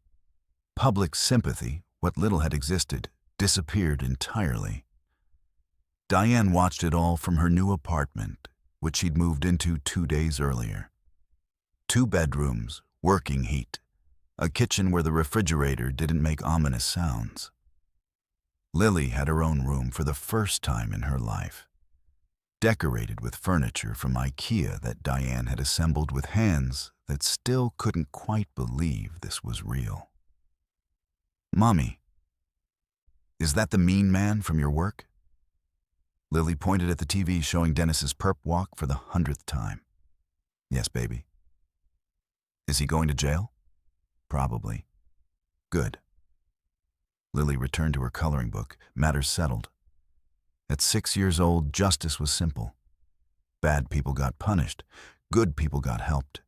The world made sense. Diane wished she felt that certainty. Instead, she felt tired. Watching Dennis's life implode should have felt victorious. Instead, it just felt sad. He'd stolen from people who had nothing, to fund a lifestyle he didn't need, and now he'd lose everything. There was justice in that, but no joy. "You okay?" Russell had stopped by with some paperwork for the wrongful termination suit. He'd seen her watching the news with that distant expression. "I don't feel what I thought I'd feel," Diane admitted. "I thought I'd be happy, watching him get arrested, but I just feel empty." "That's because you're not motivated by revenge." Russell sat across from her. "You wanted justice. Justice isn't about punishment. It's about correction. Making sure it doesn't happen to someone else. Is that what this is?" "Getting there." Russell gestured at the TV, where a legal analyst was explaining the broader implications of the case. 6 other servers coming forward. Federal investigation of Rosie's Diner corporate practices. That's not revenge. That's fixing a broken system. Diane thought about Linda, who'd called in tears to say the restitution check would pay off her mother's medical bills. About Maria, the single mother server who'd bought her daughter's school supplies she'd been putting off. About the relief in their voices, not just about the money, but about the validation. They hadn't been crazy. They hadn't been bad at their jobs. They'd been victims of systematic theft. And now someone was saying that mattered. The press conference is in 3 days, Russell said. Rosie's Diner Corporate. They've agreed to settlement terms. Are you ready? Diane looked at Lily, coloring peacefully in a room that was hers. In an apartment with working heat, knowing her medication would always be available. She thought about her mother, who died because systems failed people like them. She thought about every service worker who'd ever been told their humanity was a policy violation. Yes, Diane said. I'm ready. Dennis's arrest was just the opening move. Because Russell's team had discovered something else. Something that made the embezzlement look small. Rosie's Diner corporate executives had known about Dennis's theft for 8 months. They'd seen the audit reports, the flagged irregularities, the complaints from staff. And they'd done nothing. Because Dennis was keeping labor costs low. Because his store had the best profit margins in the region. Because the system had decided that $47,000 stolen from working-class people mattered less than quarterly earnings reports. Now, those executives were about to face Diane. And unlike Dennis, they couldn't claim ignorance. They'd known. They'd chosen profit over people. And Diane was about to make them pay for that choice in the only currency corporate America understood. Public humiliation and financial consequences. The Rosie's Diner Inc. headquarters occupied floors 12 through 15 of a Manhattan office building with a lobby that had actual art. The expensive kind, not prints. Diane stood in that lobby with Russell and thought about the distance between this marble and brass and the cracked linoleum of the diner where she'd worked. The same company, different worlds. They were shown to a conference room on the 14th floor, glass walls, leather chairs, a table that could seat 20. Through the windows, Manhattan stretching out in all directions, millions of dollars of real estate visible from this single room. On one side of the table, Diane, Russell, Marcus Navarro, David Park, Christina Moore, and 2 paralegals with laptops recording everything. On the other side, Richard Brennan, CEO, Jennifer Sato, COO, Michael Torres, General Counsel, Sarah Klein, HR Director, and 6 corporate attorneys who looked like they charged $1,000 an hour and earned it. Richard Brennan was 60, silver-haired, wearing a suit that probably cost more than Diane had made in a year at the diner. He had the face of someone used to winning, used to controlling rooms, used to people saying yes. He smiled at Diane. It didn't reach his eyes. Ms. Pruitt, thank you for coming. We're deeply sorry about what happened to you at our Paramus location. Are you? Diane said.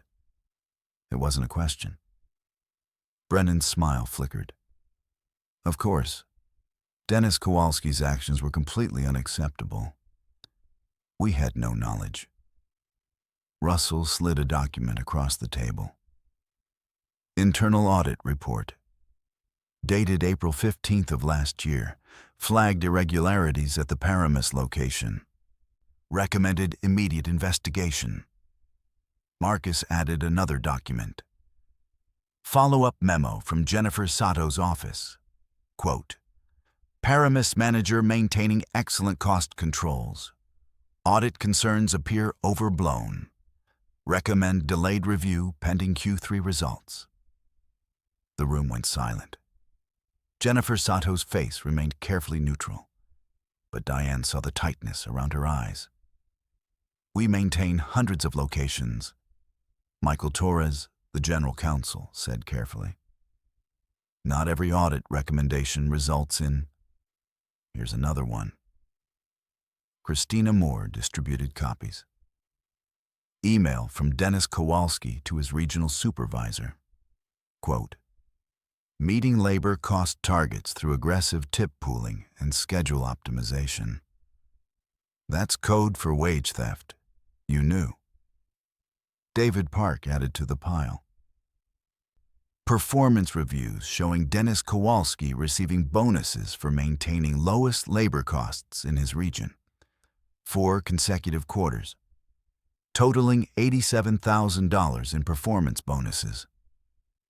Russell leaned forward. You paid him bonuses for wage theft. You knew what he was doing. You just didn't care how he achieved the numbers. That's a mischaracterization, Torres began. Is it? Marcus's voice was sharp, because we have sworn statements from 3 regional managers who were explicitly told that how they met labor cost targets was less important than meeting them. We have emails. We have documentation. We have a pattern of corporate culture that incentivizes theft from minimum wage workers. Brennan's jaw tightened. What do you want? We want what we came for, Russell said. Not negotiations. Terms. He distributed a document to each person at the table. Settlement agreement. Here's what's going to happen. First, Rosie's Diner Inc. will admit the zero-tolerance policy was applied unjustly to Ms. Pruitt. That sets a precedent. Torres started. Second, Russell continued as if he hadn't spoken, you will create and implement a Good Samaritan protection policy. Employees who provide emergency medical or humanitarian aid will not face discipline. This policy will be implemented company-wide across all locations. That's... Jennifer Sato tried. Third, Russell's voice hardened. You will compensate Ms. Pruitt and the 6 other victims of Dennis Kowalski's scheme. Not just stolen wages, punitive damages. $500,000 per victim. $3.5 million? Brennan's face was red. That's a rounding error in your quarterly profits, Marcus said coldly. We checked. Fourth, Russell continued, you will establish a fund for service workers facing retaliation for acts of basic humanity. $5 million, administered by an independent organization. Not you. You've proven you can't be trusted. This is extortion, Torres said. No, Russell corrected. This is justice. Extortion would be if we asked for money to stay silent. We're asking for money and publicity. We want this case to be as public as possible. David added, we're also requiring policy changes to your reporting systems. Anonymous reporting of wage theft, investigated by third parties, not internal HR. Regular audits of all locations, results published publicly. You're asking us to admit systemic failure, Brennan said. To completely restructure our labor practices. Yes. Russell's voice was flat. Because you did fail systemically. You created a culture where managers felt incentivized to steal from minimum wage workers, where meeting targets mattered more than basic decency, where audit reports were ignored because profits looked good. Christina leaned forward. You have a choice. Accept these terms or we go to trial. And when we do, we'll make Rosie's Diner the national symbol for everything wrong with corporate America's treatment of workers. Discovery alone will be devastating, David added. Every internal email, every performance review, every memo prioritizing profit over people, all of it public record. And given that my pharmaceutical case starts in 2 days, Russell said quietly, and the country will learn that Diane's mother died from the medication we're suing over, I think you'll find public sympathy is not on your side. Silence fell over the conference room. Diane watched the corporate executives looking at each other, doing the math. The financial cost of settlement versus the reputational cost of trial. The precedent it would set versus the precedent of being destroyed in court. Brennan turned to Diane directly. "Ms. Pruitt, you seem like a reasonable person. Surely we can find a compromise." "No." The word came out firm. Diane met his eyes. "I was reasonable. I was reasonable when I worked double shifts for 3 years trying to provide for my daughter. I was reasonable when my tips were short and I blamed myself. I was reasonable when I chose to save a man's life, even though it violated your policy."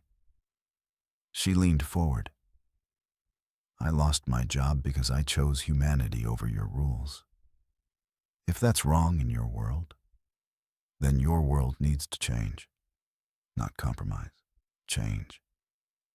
These terms are impossible." Torres tried. "Then refuse them," Russell said, "and we'll see you in court, where a jury of working-class people will hear how you paid bonuses for wage theft, while Diane struggled to afford her daughter's medication." Marcus added, "Where they'll learn her mother died from medication she couldn't afford. Made by a company my partner is currently prosecuting for hiding deaths. Where they'll see the contrast between your marble lobby and her cracked linoleum." "You have 48 hours, Russell said, standing. "Accept the terms, or we hold a press conference. Ms. Pruitt tells her story to every media outlet in America, and your company becomes the case study for corporate exploitation." He looked at Brennan directly. "Diane's mother died because systems failed people like her. Diane nearly lost everything because your system punished her for being human. You can be part of fixing that, or you can be the example that proves why it needs fixing." Russell gestured to the team. They gathered documents, laptops, briefcases. At the door, Diane turned back. "I would have accepted an apology once, a genuine one, an admission that what happened to me was wrong. That's all I wanted." She looked at each executive. "But you don't apologize, do you? You calculate. You assess liability. You measure PR impact. You're not sorry. You're cornered. So I'll take your money and your policy changes. But what I really want, I want you to know that people like me aren't invisible anymore. We're not powerless. And when you crush us, we'll find people like Russell who will bring the whole system to our defense. We'll accept the terms," Jennifer Sato said quietly. Brennan shot her a look. "Jennifer, we'll accept the terms," she repeated louder. "Michael, draft the agreement. We'll have it to you by tomorrow morning." In the elevator going down, Diane was shaking. The adrenaline of confrontation, of saying everything she'd wanted to say to every authority figure who'd ever dismissed her, was draining away, leaving her hollow. "You did well," Russell said. "I feel like I'm going to throw up." "That's normal." Marcus smiled slightly. "Facing down corporate power usually has that effect." The elevator opened to the marble lobby. Diane looked back up at the building, at the floors where executives made decisions that destroyed lives, where profit margins mattered more than people, where systems perpetuated because no one had the power to stop them. Until now. Diane had spent years being invisible. Now she was impossible to ignore. And in 3 days, she'd stand on steps of a different building and become the voice for thousands of workers who'd been silenced by systems designed to protect companies, not people. But first, Russell Blackwell had a pharmaceutical company to destroy. The federal courthouse in Manhattan had the weight of history. Marble columns, brass fixtures, The kind of architecture designed to make you feel small in the presence of justice. Diane stood on the steps at 8:30 a.m. and watched Russell enter through a gauntlet of cameras. The Apex Pharmaceuticals trial was entering its third week, and the media presence was massive. This wasn't just about money. 847 families, $800 million in compensatory damages. This was about proof that a pharmaceutical company had knowingly sold medication that killed people, then buried the evidence. Diane had a seat in the gallery. Reserved seating, Maria had explained, for families of victims. Her mother's name was on the list of the deceased. Mary Catherine Pruitt, age 52. Died from cardiac failure induced by Oronex, a diabetes medication she'd taken for 3 years before her heart gave out. The courtroom was packed. Families filled the gallery, people who looked like Diane, who wore their Sunday best to court because they didn't own real suits, who carried photographs of people they'd lost. On the other side, Apex Pharmaceuticals executives in expensive suits, a legal team that probably cost more than all the victims earned combined. Judge Harriet Morrison presided, 70, white-haired, with the expression of someone who'd heard every lie and wasn't impressed by any of them. She called the court to order. "Mr. Blackwell, you may proceed." Russell stood. Even after 3 weeks of trial, he looked sharp, focused. This was what he'd been working toward for 2 years, what he'd nearly died preventing. "Your Honor, we're entering evidence packet 47. Internal Apex Pharmaceuticals emails dated March 2019 through January 2023. He distributed documents to the jury. 12 people, working class mostly, who'd been carefully selected because they knew what it meant to trust a doctor's prescription and not have money to question it. These emails show that Apex's research division identified cardiac side effects in Oronex as early as 2019. Dr. Patricia Chen, their lead researcher, wrote. Russell read from a projected email. Preliminary data suggests elevated cardiac risk in diabetic patients with existing cardiovascular markers. Recommend additional trials before market expansion. He clicked to the next email. This is the response from Marcus Webb, Apex's chief financial officer. Quote, Oronex represents 42% of Q3 revenue. Additional trials would delay market expansion by 18 months. Recommend risk assessment be classified as preliminary pending further review. The courtroom was silent. Russell's voice was controlled fury. Pending further review is corporate language for bury it. Dr. Chen sent 11 more emails over the next year, each one more urgent, each one ignored. He clicked through them. The jury watched. Some were taking notes. Others just looked angry. In May 2020, Dr. Chen sent this email.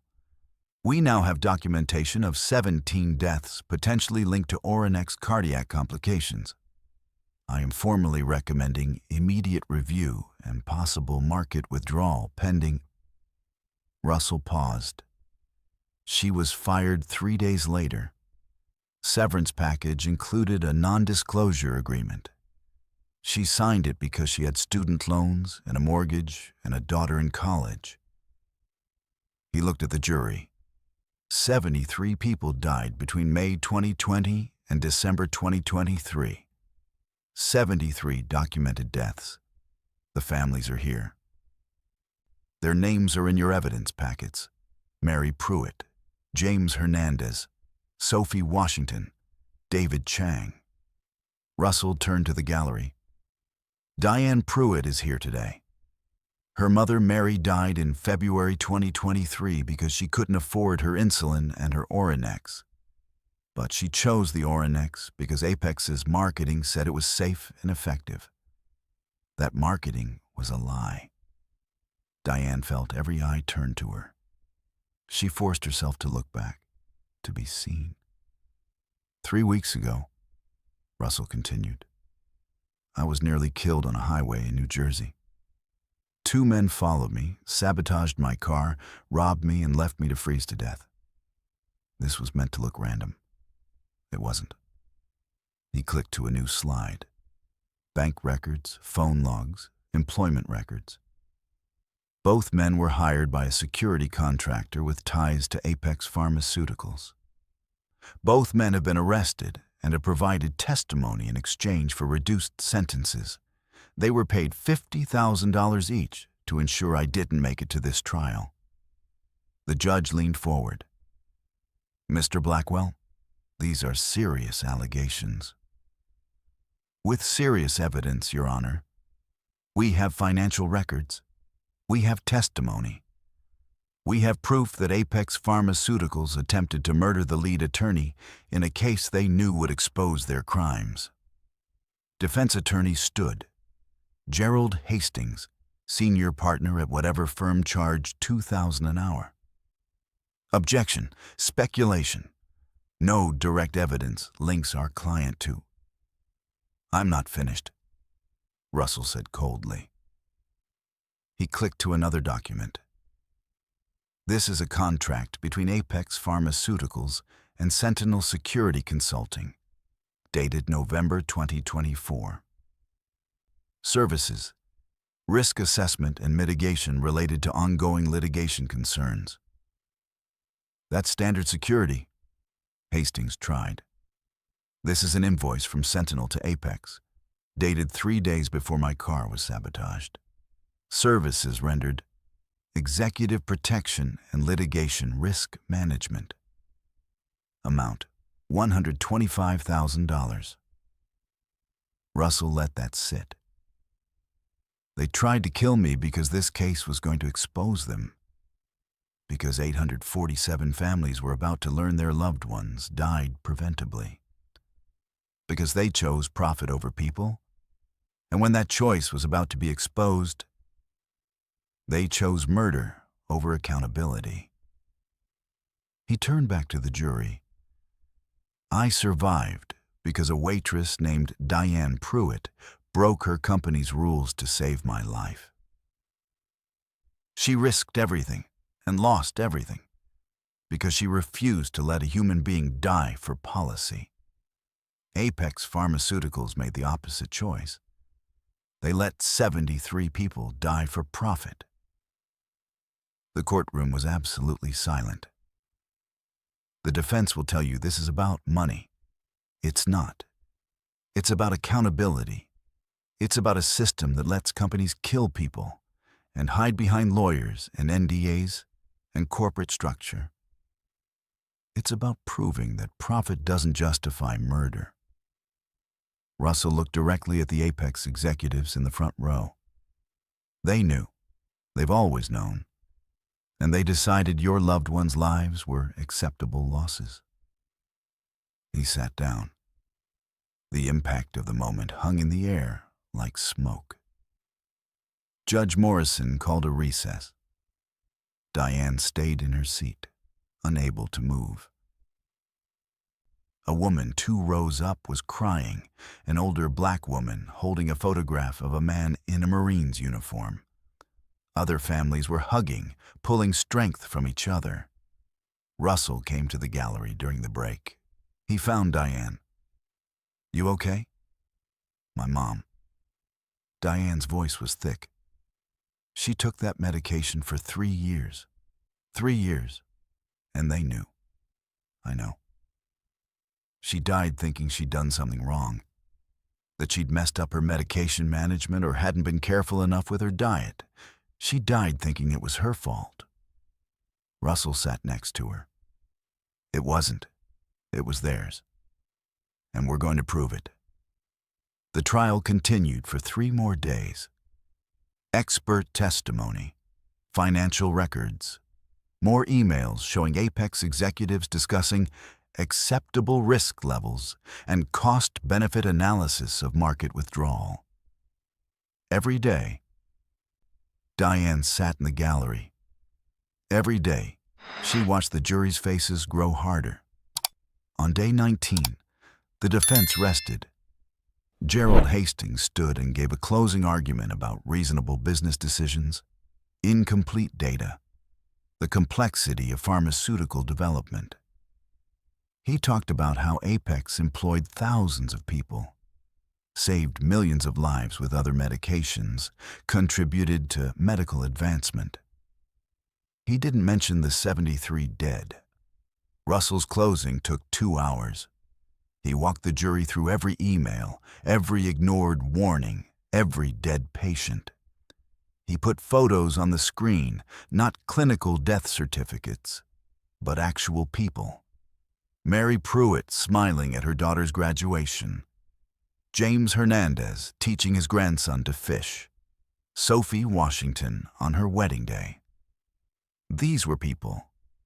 Russell said simply, not acceptable losses. Not cost-benefit analyses. People. They trusted their doctors. They trusted their prescriptions.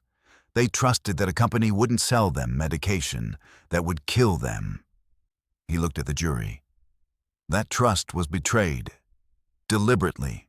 For profit. The defense wants you to believe this was a tragic mistake. It wasn't. It was a choice. And every day Apex executives chose profit over safety. Another person died. The jury deliberated for 3 days. When they returned, the foreman stood. A woman in her 50s, a nurse, someone who understood medication and trust and the weight of prescribing death. On the charge of negligence resulting in wrongful death, we find for the plaintiffs. On the charge of corporate malfeasance, we find for the plaintiffs. On the charge of fraudulent misrepresentation, we find for the plaintiffs. Every charge, guilty on all counts. Compensatory damages, $800 million. The courtroom stirred. That was expected. But then, punitive damages, $3.2 billion. The room erupted. Diane heard someone scream, joy or grief or both. Families were hugging, crying, holding photographs of people who'd never see this vindication. Order, Judge Morrison commanded, but even she looked satisfied. This court is adjourned. Outside on the courthouse steps, Russell held a press conference. Diane stood with him, along with other family members who testified. The press was thick, national news, international coverage, cameras everywhere.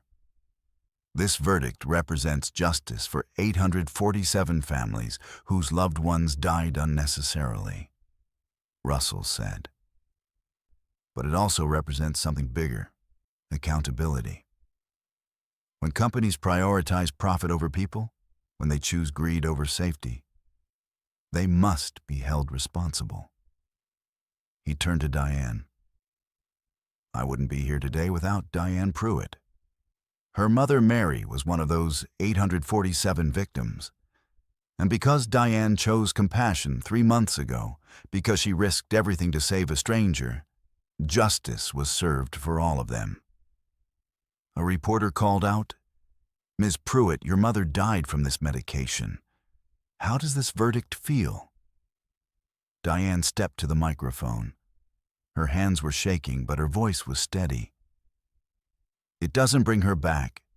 It doesn't undo the years she suffered, or the way she died thinking she'd failed somehow. But it means she mattered. That her life meant something. That the system that killed her is being held accountable. Her voice broke slightly. And maybe some other daughter won't have to watch her mother die because she couldn't afford medicine. Maybe some other family won't have to trust a company that values profit over people. She looked directly at the cameras. My mom always said, we help because we're human. I think she'd be proud that helping one person led to helping hundreds. that choosing compassion over policy changed everything. The clip went viral within an hour. Not just the verdict.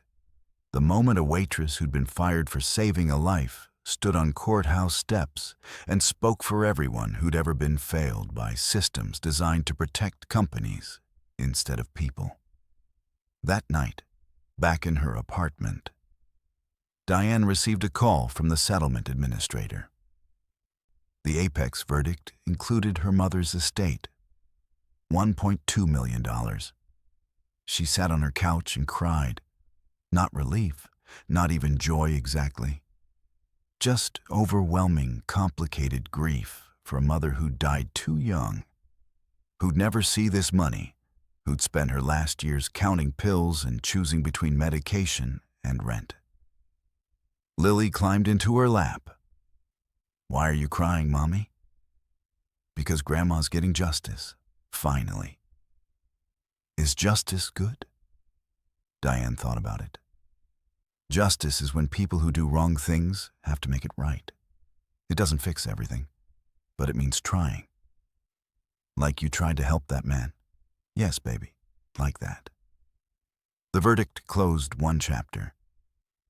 But Diane's transformation was complete, from invisible waitress to voice for the voiceless. And she was just getting started. 3 days after the verdict, Diane stood backstage at Rosie's Diner corporate headquarters and tried not to throw up. The press conference was scheduled for 10 a.m. It was 9:47, and Diane could hear the crowd gathering. Media, reporters, cameras, the machinery of publicity that had become her strange new normal. Through a gap in the curtain, she could see the setup. Podium, corporate logo, rows of chairs filled with press. She was wearing a suit Maria had helped her pick out. Professional, but not trying too hard, the lawyer had said. Navy blue, clean lines. She looked like someone who belonged at podiums. She felt like an imposter. "You don't have to do this," Russell said for the third time. "We've already won the legal case. The settlement is signed. You could walk away." Diane thought about Linda, calling in tears to say the restitution check would change her life. About Maria the server, who could finally afford her daughter's school supplies. About the Danish Justice for Diane hashtag that had become Would Justice for Service Workers, filled with thousands of stories from people who'd been punished for being human. "It's not about the case anymore," Diane said. "It's about the next person who helps someone and gets punished for it. It's about changing the conversation." Russell smiled. "When did you become so wise?" "When I stopped apologizing for being human." At 10 a.m. sharp, the event coordinator gave the signal. Diane walked onto the stage and faced a sea of cameras. More than she'd expected. National networks, labor reporters, even international press. Apparently, Waitress versus corporate America was a universal story. Richard Brennan, Rosie's Diner CEO, stood at the podium first. His statement was written by lawyers, vetted by PR, designed to admit just enough while protecting the company from further liability. Rosie's Diner, Inc. deeply regrets the circumstances surrounding Miss Diane Pruitt's termination. Our zero-tolerance policy, while well-intentioned, was applied without proper consideration for extraordinary circumstances. He continued, reading from prepared remarks. The creation of the Good Samaritan Protection Policy. The $2 million fund for workers facing retaliation. The admission that corporate oversight had failed to identify employee theft in a timely manner. We are committed to ensuring this never happens again. We apologize to Ms. Pruitt and to all employees who were victimized by Dennis Kowalski's criminal behavior. He stepped aside. The podium was Diane's. She approached the microphone, heart hammering, hands shaking. She'd written notes but left them backstage. This needed to come from her, not from careful preparation. My name is Diane Pruitt. 3 months ago, I was a waitress working 2 jobs to provide for my daughter. I couldn't afford her medication. I couldn't afford my rent. I was invisible. Her voice was quiet, but the room was silent. Every microphone recording, every camera trained on her face. One night, I found a man dying outside my workplace. I had a choice: follow the rules and let him die, or break the rules and save his life. She paused, letting the choice sit. I chose his life, and I lost everything: my job, my home, almost my daughter. Diane's voice strengthened as she continued. But here's what I learned. The rules that punished me for showing compassion, those rules are wrong. Any system that makes you choose between your humanity and your survival is a system that needs to change. She could see faces in the crowd. Reporters who'd spent careers being professionally detached, starting to lean forward to engage. I'm standing here today because one person, Russell Blackwell, refused to let injustice stand. But millions of workers like me face retaliation every day for doing the right thing, for helping customers, for speaking up about unsafe conditions, for refusing to compromise their humanity for policy. She looked directly at the cameras. We're told we're replaceable, that we should be grateful for minimum wage jobs with no benefits and no protections, that our bosses can steal from us and fire us and threaten us, and we should just accept it because we need the paycheck. Her voice rose slightly. I'm here to say, we're not replaceable. We matter. What we do matters.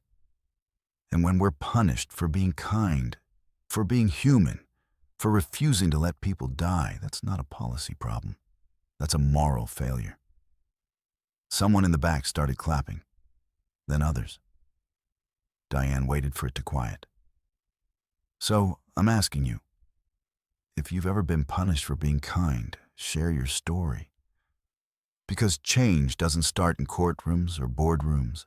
It starts when we stop accepting that cruelty is just how things are. A reporter raised her hand. What do you say to other service workers afraid to help people? Diane didn't hesitate. You're not alone anymore. And your humanity isn't weakness. It's the only thing that matters. Systems can be changed. Rules can be rewritten. But if we lose our compassion, if we let policy override decency, we've lost everything that makes us human. Another reporter. Will you go back to waitressing? No. Diane felt the weight of the answer. Russell's offered me a position as a legal assistant working on labor rights cases. I'm going to help other people fight back. I'm going to make sure what happened to me doesn't happen to them. A third reporter, younger, maybe an intern. What would you say to Dennis Kowalski now? Diane thought about it. About Dennis's perp walk, his career destroyed, his theft exposed. About the easy answer: anger, vindication, revenge. I'd say thank you. The room went silent. That wasn't the expected answer. Because firing me gave me a purpose bigger than just surviving. For 3 years, I was too busy trying to keep my head above water to think about fighting back. I accepted that the system was broken because I didn't have power to fix it. She looked at Russell in the wings. But when you're drowning and someone throws you a rope, when someone with power chooses to use it to help instead of hurt, you realize the system isn't natural law. It's choices. People choosing profit over compassion. People choosing compliance over humanity. Her voice strengthened. Dennis chose to steal from people who had nothing. Corporate chose to look the other way because the numbers looked good. But Russell chose differently, and that choice changed everything. She looked back at the cameras. Sometimes the worst thing that happens to you is the thing that finally makes you fight. I lost everything because I saved a life. But I gained a purpose. I gained a voice. And I gained proof that one person choosing compassion can change the world. The clip, "I'd Say Thank You," went viral immediately. Within 3 hours, "Thank You Dennis" was trending, filled with ironic posts from service workers sharing their own stories of retaliation that had led to fighting back. The press conference was shared 4 million times in 48 hours. Diane's statement became a rallying cry. Labor organizers quoted it. Workers' rights groups made it into posters. Someone put it to music, and it became a TikTok sound. Diane Pruitt, who'd been invisible 3 months ago, had become impossible to ignore. That evening, her phone rang with a number she didn't recognize. "Miss Pruitt, this is Senator Catherine Morrison's office. The senator would like to invite you to testify before the Senate Committee on Labor Rights about service worker protections." Diane sat in her apartment, the 2-bedroom with working heat, where Lily was doing homework at a real desk in her own room, and thought about how far they'd come from the 1-bedroom with the water stain and the eviction notice. "Yes," Diane said. "I'll testify." If her words resonated with you, if you've ever been punished for being human, share this video. Let's make compassion louder than cruelty.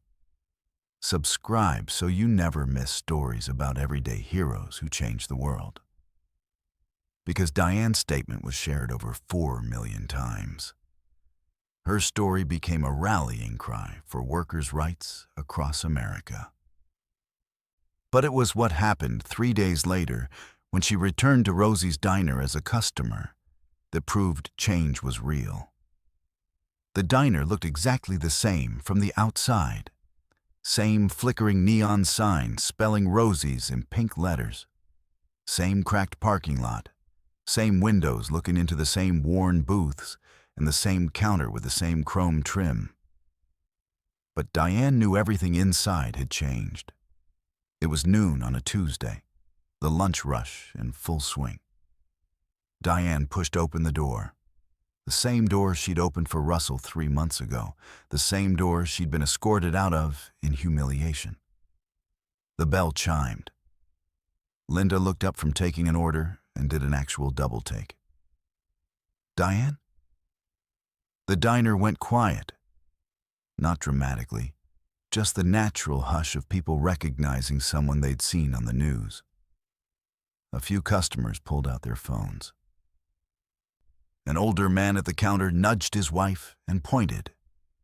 The new manager emerged from the kitchen, a woman in her 40s with kind eyes and gray-streaked dark hair pulled into a practical bun. She approached with her hand extended. "Ms. Pruitt, I'm Karen Hernandez. I'm the new manager here." Diane shook her hand. "Nice to meet you." "It's an honor." Karen gestured to the wall behind the register. "Can I show you something?"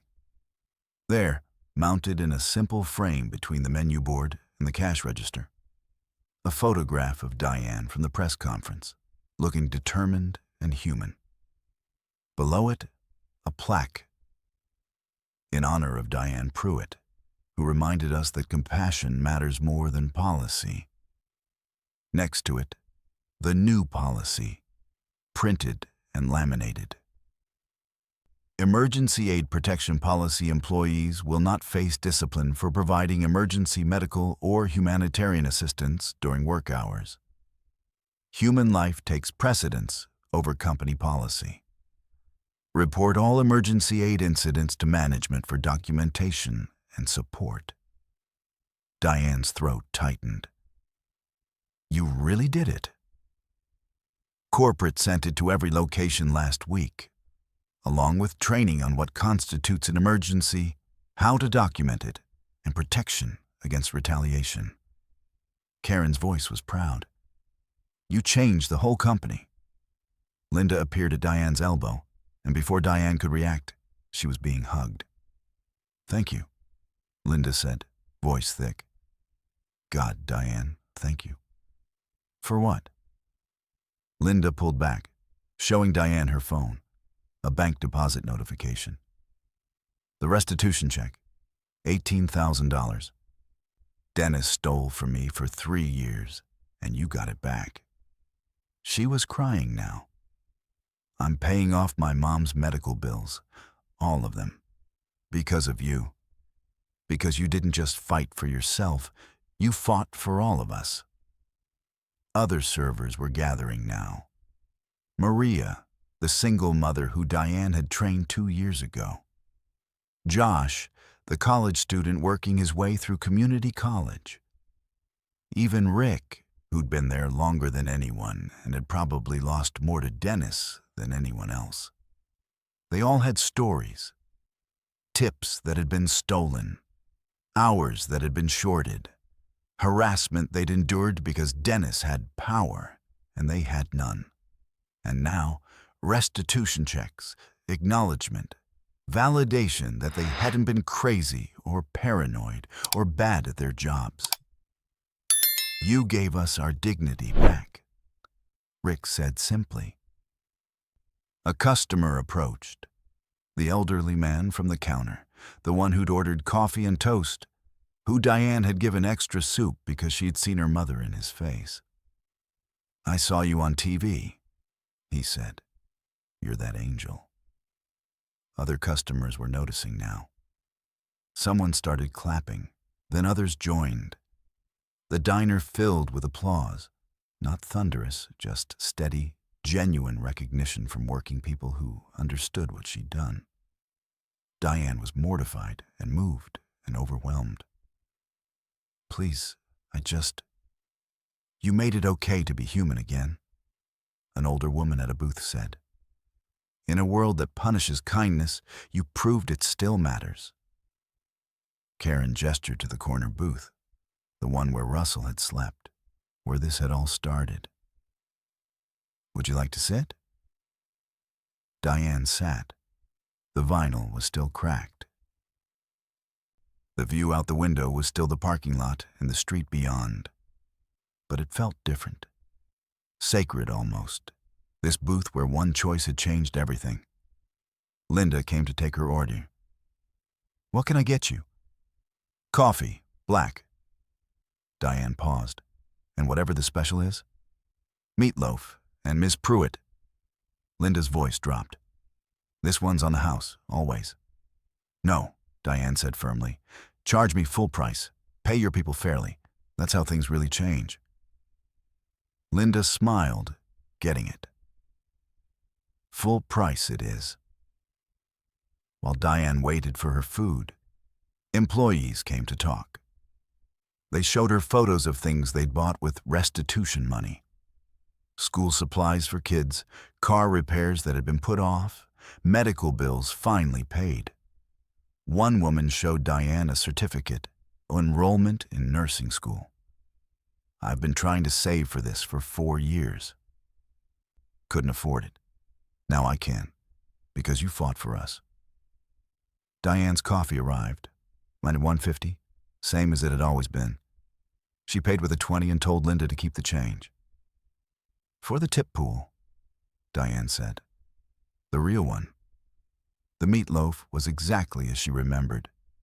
Heavy, oversalted comfort food that tasted like nostalgia. She ate slowly, watching the diner continue its normal rhythm. Orders called out. Coffee poured. Linda running between tables with the practiced efficiency of someone who'd done this for years. This is where she'd worked, where she'd counted tips and mopped floors and dreamed of something more while being too exhausted to pursue it. Where she'd been invisible, replaceable, just another body in a worn uniform. now she was impossible to ignore. But more than that, she'd proven that people like her mattered. That service workers weren't just labor costs on a spreadsheet. That compassion wasn't a policy violation. That one person choosing humanity over compliance could change everything. Karen sat down across from her during a lull. "Can I ask you something?" "Of course." "Are you ever going to come back to waitressing?" Diane thought about it. The new job at Russell's firm started next week. Legal assistant, workers' rights division, helping other people fight the battles she'd won. "No," Diane said. "But not because there's anything wrong with waitressing, because I have a different fight now." "What fight?" "Making sure what happened to me doesn't happen to anyone else. Making sure workers know their rights.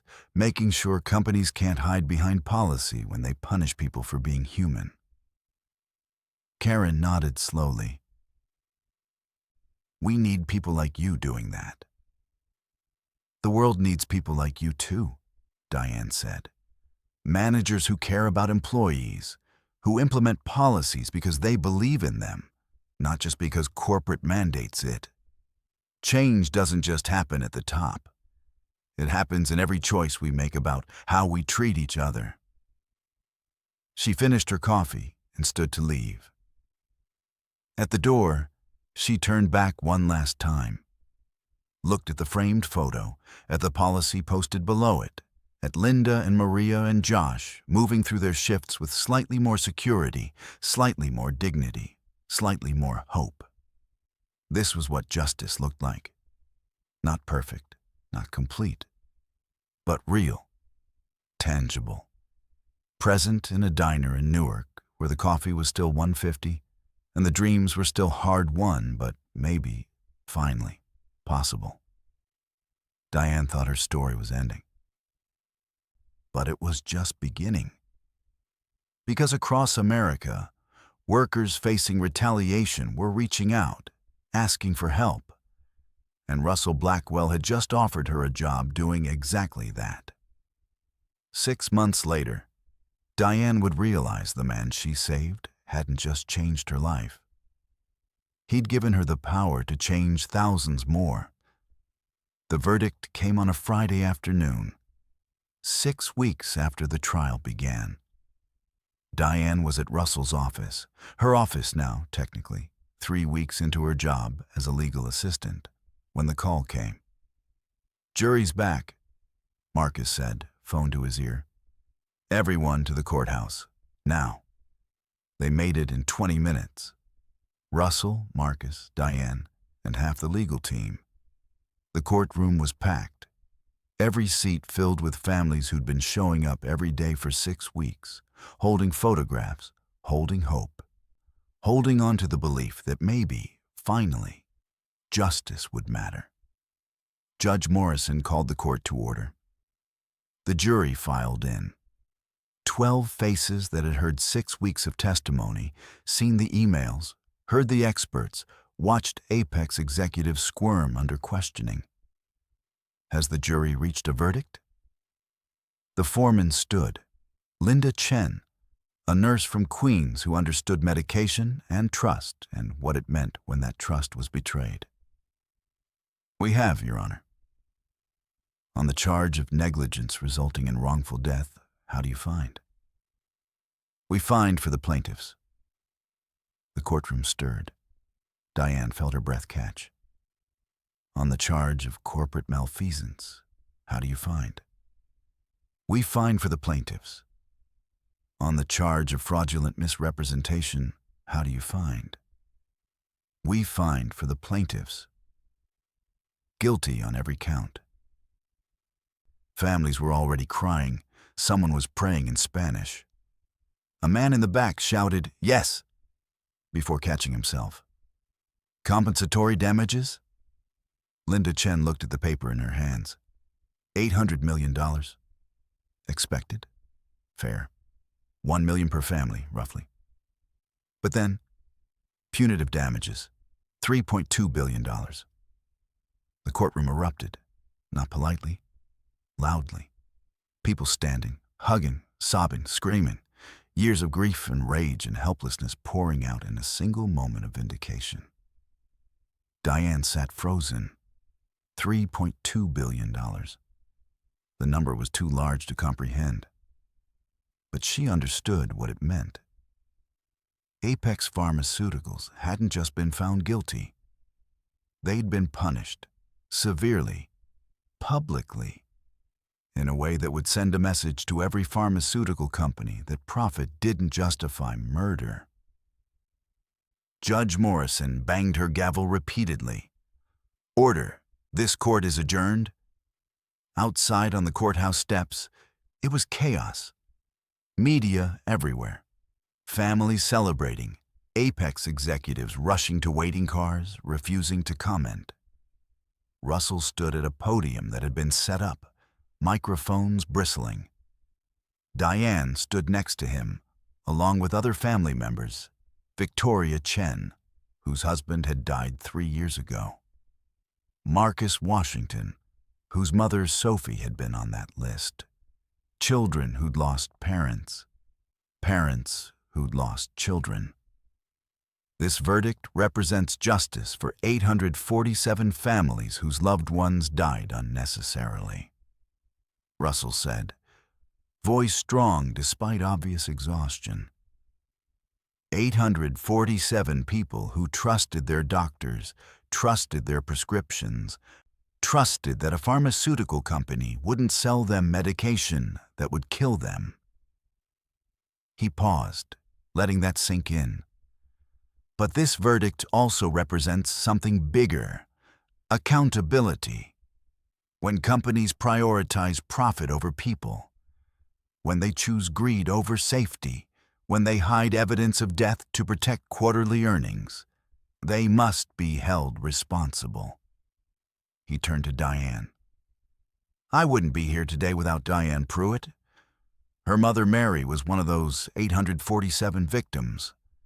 And because Diane chose compassion 3 months ago, because she broke corporate policy to save my life, justice was served for all of them.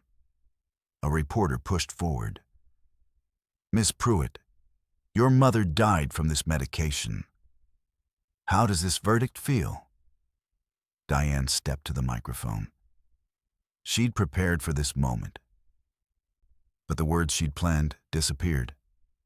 What came out was rawer, truer. It doesn't bring her back. Her voice cracked. She pushed through. It doesn't undo the 3 years she took this medication. It doesn't erase the way she died. Confused, scared, thinking she'd done something wrong. Thinking her heart failed because she'd messed up her medication management or hadn't been careful enough with her diet. Tears were streaming down her face now. She died thinking it was her fault, and it wasn't. It was theirs. She looked directly at the cameras. My mother was 52 years old. She was a home health aide. She took care of other people for 30 years, elderly patients, sick patients, people who needed help. She couldn't afford her own insulin, so she stretched it. She couldn't afford regular doctor visits, so she went to free clinics. She did everything right within a system that was designed to fail people like her. Her voice strengthened.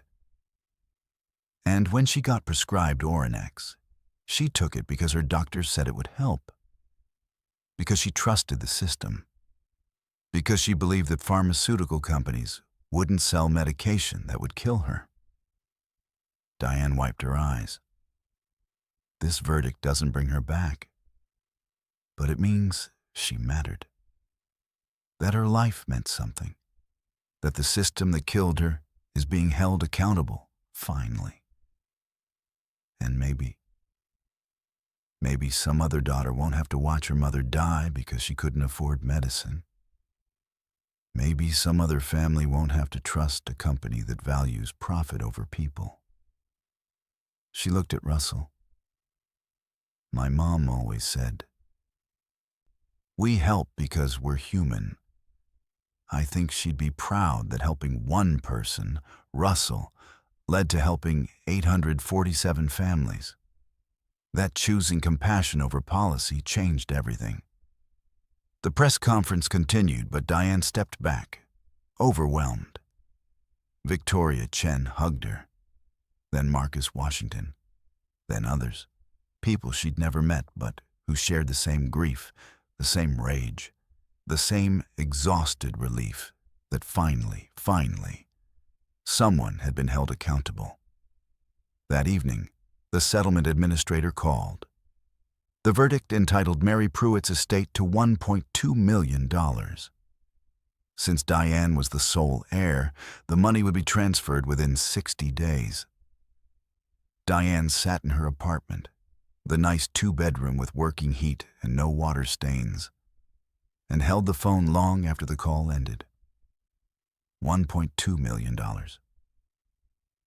Her mother had died because she couldn't afford $340 for insulin. And now, 3 years later, the system that killed her was paying $1 million in restitution. The math was obscene. No amount of money equaled a life. No verdict undid death. But it was acknowledgement, recognition, proof that her mother's life had mattered, that her death hadn't been inevitable, that the system had failed her deliberately and now had to answer for it. Lily came to sit next to her on the couch. "Mommy, why are you crying?" "Because Grandma's getting justice. Finally." "What's justice?" Diane thought about it. How do you explain justice to a 6-year-old? How do you explain that justice isn't erasure or resurrection, but acknowledgement and consequence? Justice is when people who do wrong things have to make it right. It doesn't fix everything. But it means the wrong thing mattered enough to fight for. "Like you fought for that man?" "Yes, baby, like that." Lily considered this. Then, "I'm glad you helped him, even though it was scary." "Me too." That night, Diane started setting up the trust fund for Lily's future. College, medical care, security. Everything Diane and her mother had never had. Lily would have. Not because of luck, because Diane had chosen compassion in a moment when cruelty was easier. The pharmaceutical verdict closed one chapter. But Diane's transformation was complete. From invisible waitress to voice for the voiceless. From victim to advocate.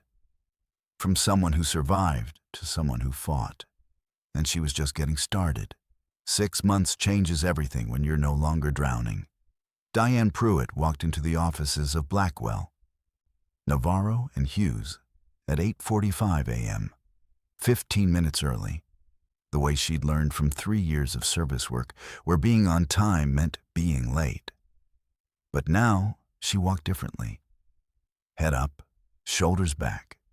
The apologetic hunch that poverty had carved into her posture was slowly straightening out. Her desk was on the 12th floor, Workers' Rights Division, surrounded by lawyers and paralegals and case files for people whose stories sounded frighteningly familiar. Grocery store clerks fired for giving expired food to homeless people instead of throwing it away. Hotel housekeepers fired for calling 911 when they found guests overdosing. Gas station attendants fired for letting stranded families use the bathroom without purchasing anything. Every file was a variation of the same story. Someone chose humanity, got punished for it, and needed help fighting back. Diane had become very good at helping them fight. Her apartment now was modest but safe. 2 bedrooms in a better school district, heat that worked, a refrigerator that didn't make ominous sounds. Lily's room had bookshelves filled with actual books, a desk for homework, drawings taped to the walls. One showed Lawyer Mommy in a suit, holding a briefcase with Hero written in crayon across the top. Lily was thriving. Asthma controlled with medication that was always available. School reports glowing, 7 years old and already talking about becoming a lawyer like Mr. Russell, who showed up to her school events like a surrogate uncle, who taught her big words and treated her seriously. The work consumed Diane in the best way possible. Every case she won felt like retroactive justice for her younger self, the one who had been powerless, voiceless, replaceable. The grocery store clerk, reinstated with back pay, store policy changed. The hotel housekeeper, $400,000 settlement, company-wide training on emergency response protocols. The gas station attendant, wrongful termination suit won, policy changed across the entire chain. Headlines accumulated. Diane Pruitt strikes again. The compassion defender. Former waitress becomes workers' rights champion. The media attention was strange and overwhelming and useful. News programs wanted interviews. Labor conferences wanted her to speak. Her social media, which she'd barely used before, filled with messages from workers sharing their stories, asking for help, finding hope in her example. Russell's firm had established the Pruitt Workers Defense Fund in her name. $10 million dedicated to pro bono cases representing service workers facing retaliation. The fund processed hundreds of inquiries weekly. They couldn't help everyone, but they helped more than had ever been helped before. 3 months after the pharmaceutical verdict, Diane testified before the New Jersey State Legislature.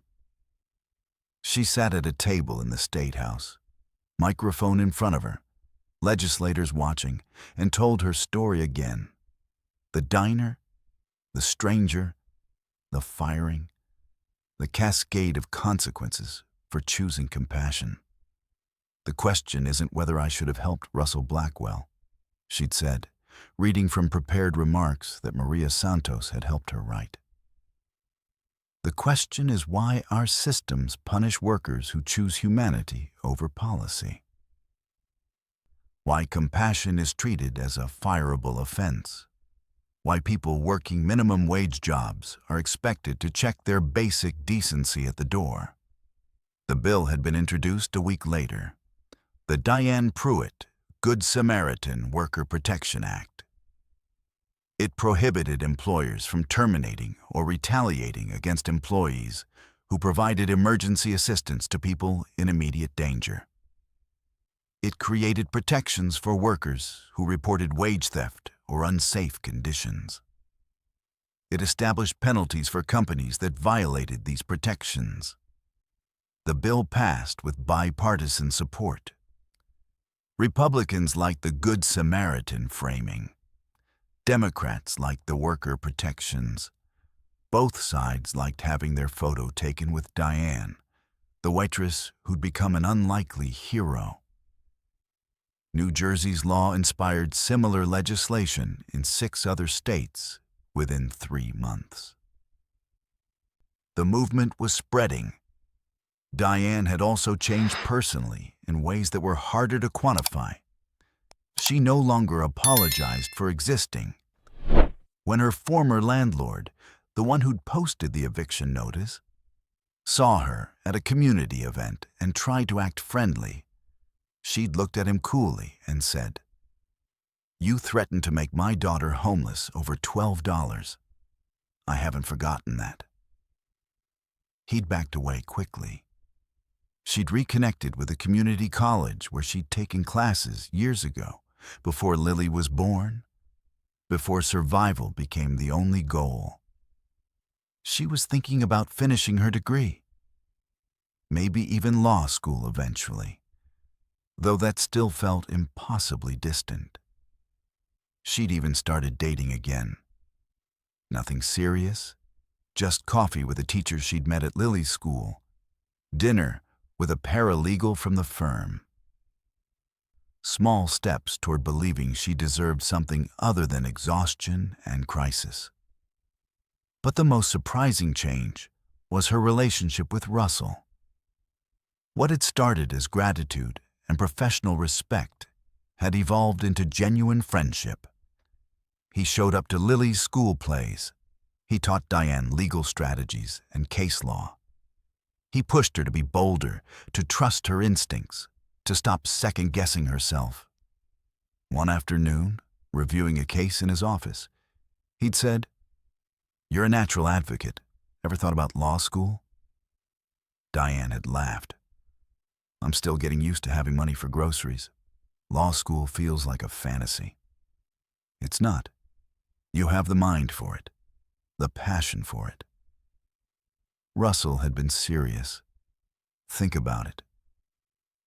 "Maybe someday," Diane had said. "For now, I'm exactly where I need to be." December 15th marked 1 year since the night she'd saved Russell's life. The firm threw a celebration, not a formal gala, but a gathering in the conference room with catered food and champagne that Diane still wasn't quite comfortable drinking on a weekday. All 13 original lawyers were there, the ones who'd shown up at her apartment like an army, who'd fought for her when she had nothing, who'd proven that systems could be challenged if you had enough power and enough will. The 6 workers from Dennis's embezzlement case came. Linda brought her mother, whose medical bills were finally paid. Maria brought her daughter, showing Diane the new school supplies and thanking her again for changing everything. Families from the pharmaceutical case attended too. Victoria Chen, Marcus Washington, others whose loved ones' deaths had been vindicated by that verdict. They brought photos, shared updates, cried and laughed and remembered together.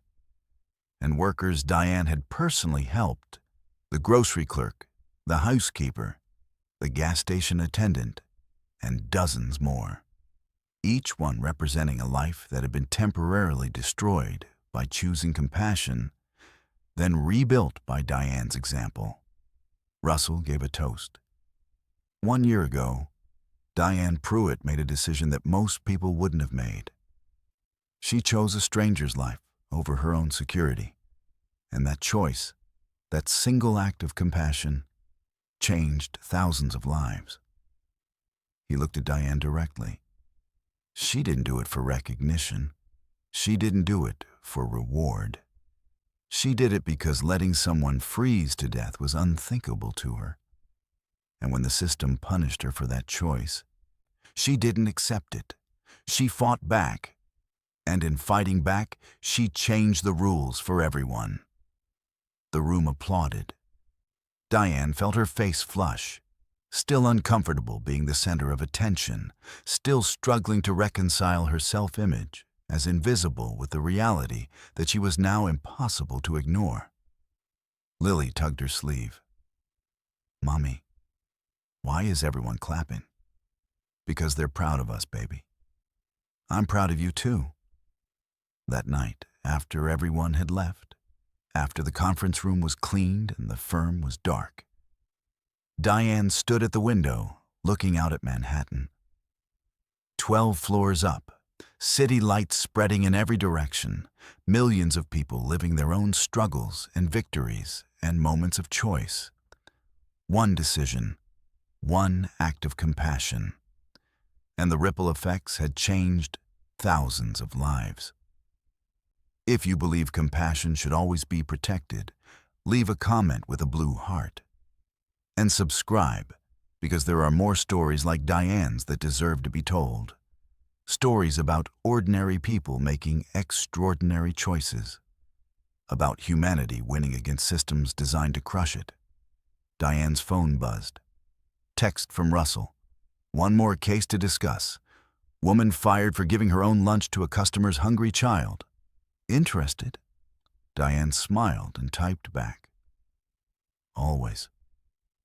But Diane's journey wasn't complete yet, because there was one place she needed to return to, one moment she needed to face.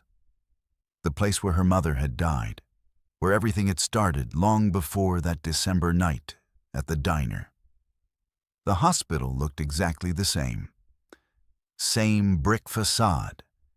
Same automatic doors that opened with a pneumatic hiss. Same smell inside, antiseptic and floor wax and something underneath that might have been despair or might have been hope, depending on why you were there. Diane held Lily's hand as they walked through the lobby. Lily was 7 now, old enough to understand where they were going and why. Old enough to remember her grandmother in fragments, a voice, a laugh, the way she'd sung old hymns while cooking. "This is where Grandma was sick?" Lily asked. "Yes, baby." They took the elevator to the 4th floor.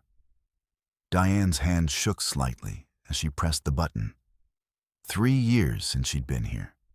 3 years since she'd stood in a hallway exactly like this one, phone in her hand, trying to figure out how to pay for medication she couldn't afford while her mother died in a room she couldn't save her from.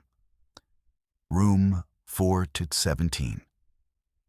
The door was closed. A different name on the chart holder now, someone else's mother, someone else's crisis, the endless churn of suffering that hospitals processed with bureaucratic efficiency. Diane stopped outside the door. Lily looked up at her, sensing the weight of the moment. "Do you want to go in?" Lily asked.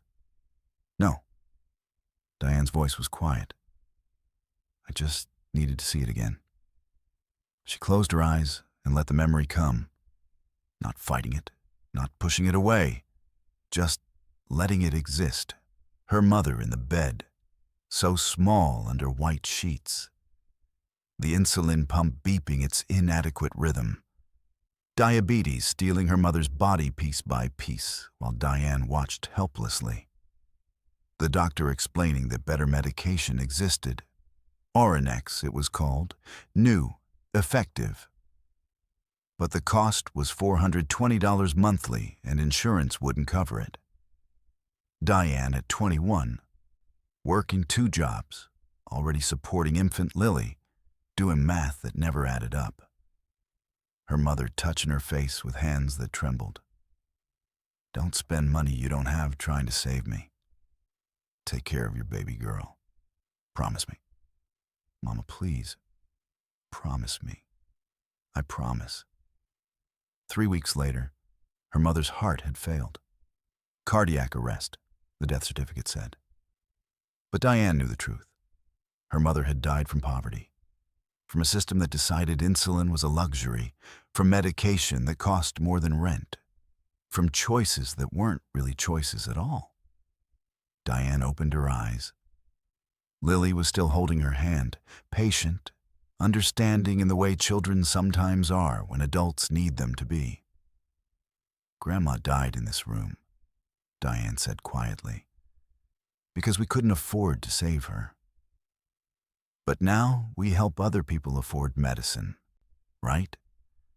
Lily's voice was matter of fact, processing tragedy through the lens of a child who'd been taught that problems had solutions, that suffering demanded action. "Yes, baby. That's exactly right." They walked back down the hallway. At the nurse's station, a woman looked up.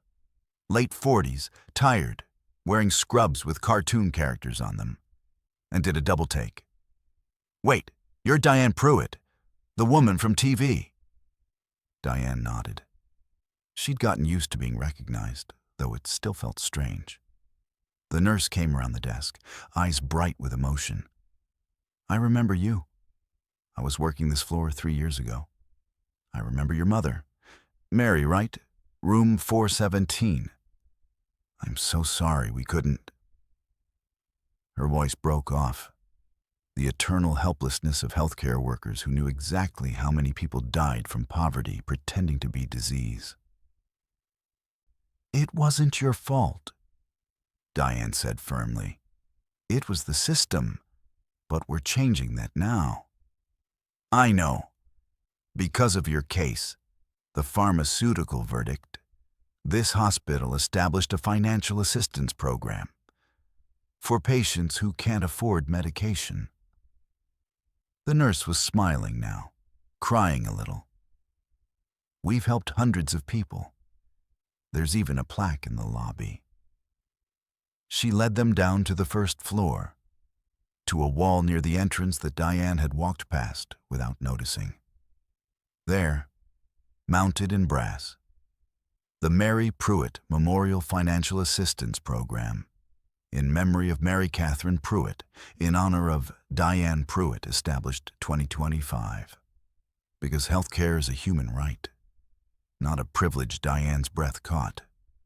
Her mother's name, permanent, public, proof that her life had mattered, that her death had meant something, that the system had been forced to acknowledge its failure.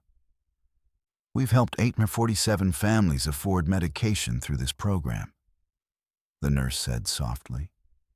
Same number as the pharmaceutical verdict. It felt right. 847, the number that haunted Diane, the number of people who died from Oronex, the number that included her mother. Now it was also the number of people saved. Thank you, Diane managed. Thank you for telling me this. After the nurse left, Diane and Lily sat in the hospital chapel, a small, non-denominational room with simple wooden benches and a window overlooking the parking lot. Lily swung her legs, too short to reach the floor. Mommy, why are you crying? Because I'm proud. Grandma would be so proud of you, of us. She taught you to help people, and you taught me, Lily said with the simple logic of childhood. And I'll teach my children someday. Diane pulled her daughter close. Yes, that's how we make sure people like Grandma matter. That's how we make sure the system gets better. One generation teaching the next that being human is the only thing that really matters. She looked at the simple cross on the chapel wall. Not religious, exactly. Just a symbol of comfort for whoever needed it. I kept my promise, Mama, she whispered. I took care of our baby girl. She's healthy, she's safe, she's loved, and I'm taking care of thousands more. You taught me that being human is the only thing that really matters. I finally understand. The guilt that had lived in Diane's chest for 3 years, the weight of not saving her mother, of not having enough money, of failing despite trying so hard, lifted. Not completely. Grief didn't work like that. But it transformed into something else. Purpose. Her mother's death hadn't been meaningless. It had been the seed of everything that came after. The reason Diane understood viscerally what was at stake when she'd opened that diner door. The reason she fought so hard now for people facing the same impossible choices. Suffering had meaning only if you transformed it into change. Diane was transforming it. They left the hospital as the sun was setting, painting the sky in shades of orange and gold. Lily looked up at her. Where are we going now? Home, baby. We're going home. And for the first time in years, maybe in her whole life, Diane truly had one. Not just an apartment with working heat, a home, a place of safety and love and purpose. A foundation to stand on while she kept fighting. The journey from invisible waitress to voice for thousands had taken 1 year. But the impact would last generations. Because Diane Pruitt had proven something the world needed to remember. Compassion isn't weakness. It's revolution. It's the force that changes everything when people are brave enough to choose it, despite the cost. And her revolution was just beginning. The National Labor Rights Conference occupied 3 floors of the Washington Convention Center, filled with union organizers and labor lawyers and workers' rights advocates from across the country. The keynote speech was scheduled for 2 p.m., and by 1:45, every seat was filled. Diane Pruitt walked onto the stage at exactly 2 o'clock. She was 29 now, and she walked like someone who'd earned her place at the podium. Law student at Georgetown, night school while still working with Russell's firm. Her hair was styled confidently, no longer the practical bun of someone who couldn't afford to care about appearance. Her posture was straight, shoulders back, none of the apologetic hunch that poverty had carved into her body. The audience applauded before she even spoke. She was famous now, not celebrity famous, but important famous. The kind of recognition that came from changing systems, from winning battles that mattered, from proving that one person could actually make a difference if they refused to accept that cruelty was normal. 5 years ago, Diane began, voice steady through the microphone. I was a waitress who couldn't afford my daughter's medication. I worked 2 jobs and still couldn't pay rent. I mopped floors at 2 a.m. and counted tips that never added up to enough. The system had taught me I was disposable. She paused, making eye contact with faces in the front rows. Then I made one decision. I chose a stranger's life over my job security. I broke the rules to save someone who was freezing to death outside my workplace. And that decision changed everything, not because it was extraordinary, but because someone with power decided my humanity mattered. The room was silent, hundreds of people hanging on every word. We shouldn't need billionaires to save us. We shouldn't need viral stories to prove we deserve dignity. But until the system changes fundamentally, we need to use the power we have. Our voices, our solidarity, and our refusal to accept that cruelty is normal. She clicked to a slide showing a map of the United States. States colored in blue. The Diane Pruitt Good Samaritan Worker Protection Act is now law in 23 states. It's protected over 3,000 workers from retaliation for choosing compassion over policy. Federal legislation is currently in Congress. We're winning. The audience applauded. Diane let it build, then gestured for quiet. But laws aren't enough. We've also changed corporate policies at over 400 companies. We've established the Pruitt Foundation, which has provided emergency funds to over 10,000 service workers facing crisis. We've successfully sued 47 companies for labor violations and won over $200 million in settlements that went directly to workers. She clicked to the next slide. A photograph of her with Russell, both standing in front of the firm's sign. Blackwell, Navarro, and Hughes, Workers' Rights Division. I co-direct this division now with Russell Blackwell, the man whose life I saved. We've built a team of 37 lawyers dedicated exclusively to representing service workers facing retaliation. Pro bono when necessary, aggressive when required. We don't settle when we should fight, and we don't back down when companies try to intimidate us. Another slide. Time magazine cover showing Diane's face with the headline, "The Compassion Defender, How One Waitress Changed Labor Law." Last year, Time magazine named me one of the 100 most influential people. That's absurd. She smiled slightly. I'm just someone who refused to let a stranger die and then refused to accept punishment for it. If that makes me influential, our standards are too low. Laughter rippled through the audience. But here's what I've learned. The system doesn't change because people in power suddenly develop consciences. It changes because people without power refuse to stay silent. Because workers share their stories. Because someone fights the first case that becomes the precedent for the next case. Because compassion becomes contagious. She clicked to a final slide. A photograph of her mother, Mary Pruitt, smiling in her home health aide uniform. This is my mother. She died because she couldn't afford medication.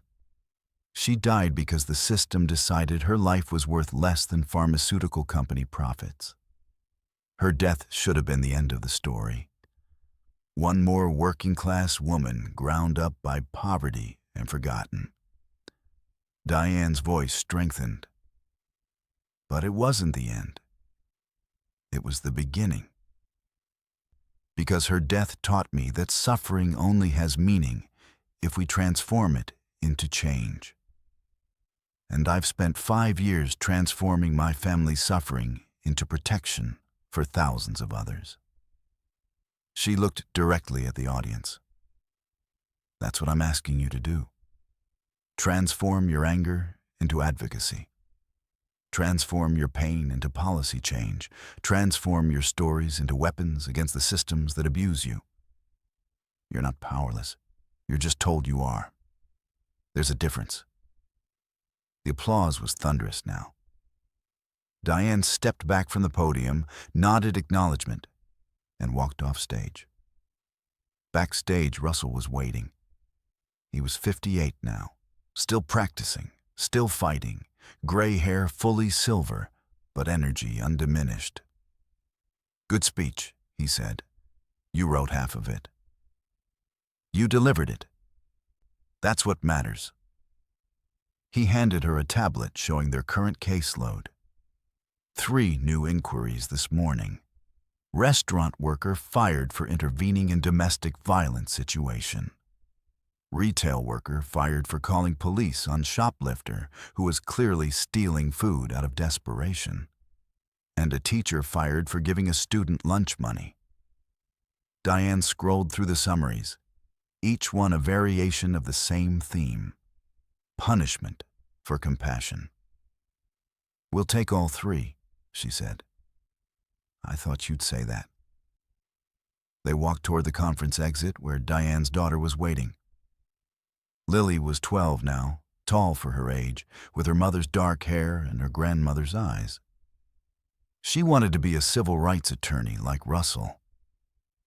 She volunteered at the Pruitt Foundation on weekends, helping process applications, talking to mothers like hers had once been. The drawing she'd made in first grade, Helping Angels, was framed in Russell's office. A reminder of why they did this work. A reminder that children were watching, learning, absorbing the lesson that helping people mattered more than following rules. Before leaving Washington, Diane made one final stop. Rosie's Diner in Paramus, New Jersey, had become a landmark of sorts. Tour buses occasionally stopped so people could take photos of the place where Diane Pruitt started the movement. The diner had been bought by its workers 3 years ago. Employee-owned cooperative, a model Diane had helped establish, living wages, full benefits, profit sharing, the kind of workplace she'd needed but never had. She sat in the corner booth, the one where Russell had slept 5 years ago, where everything had changed. The vinyl was still cracked. The view out the window was still the parking lot and the street beyond. But it felt different now.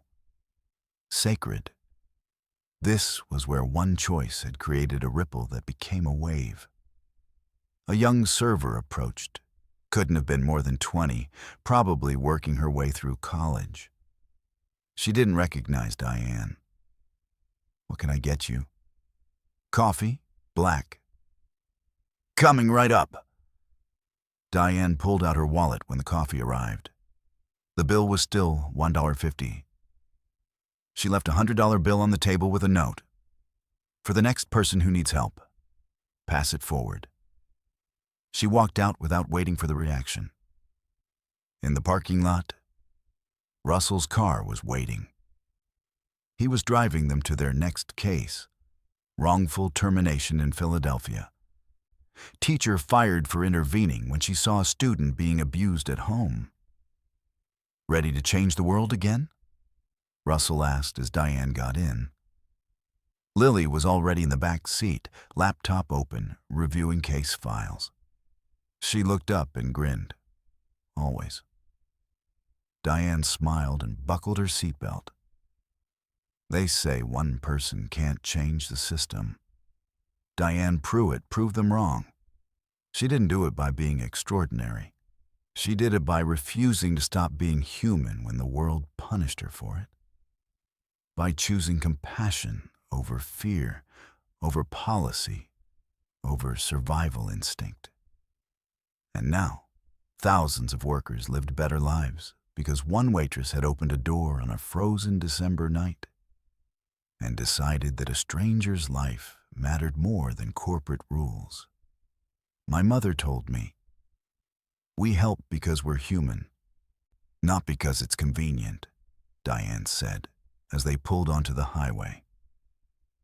I've spent 5 years making it convenient for others to help, making it safe to be compassionate.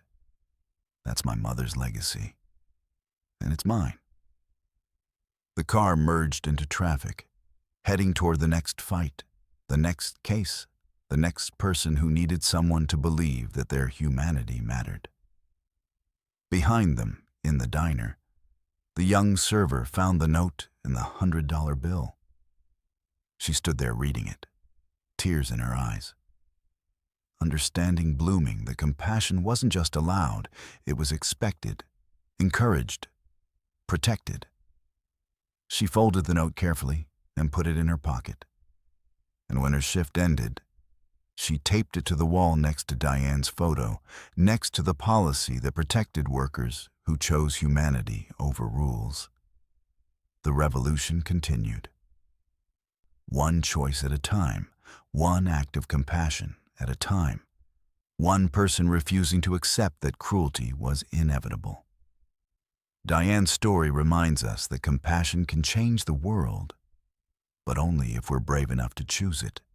If this story moved you, share it with someone who needs to hear it. Subscribe for more stories about real people creating real change. And remember, you're never just one person. You're someone who can change everything for someone else. Drop a red heart in the comments if you believe in the power of everyday heroism, if you believe that being human is more important than following rules, if you believe that one act of compassion can create ripples that become waves, that become revolutions. Because 5 years ago, a waitress opened a door, and the world changed. Based on the true spirit of everyday heroes everywhere.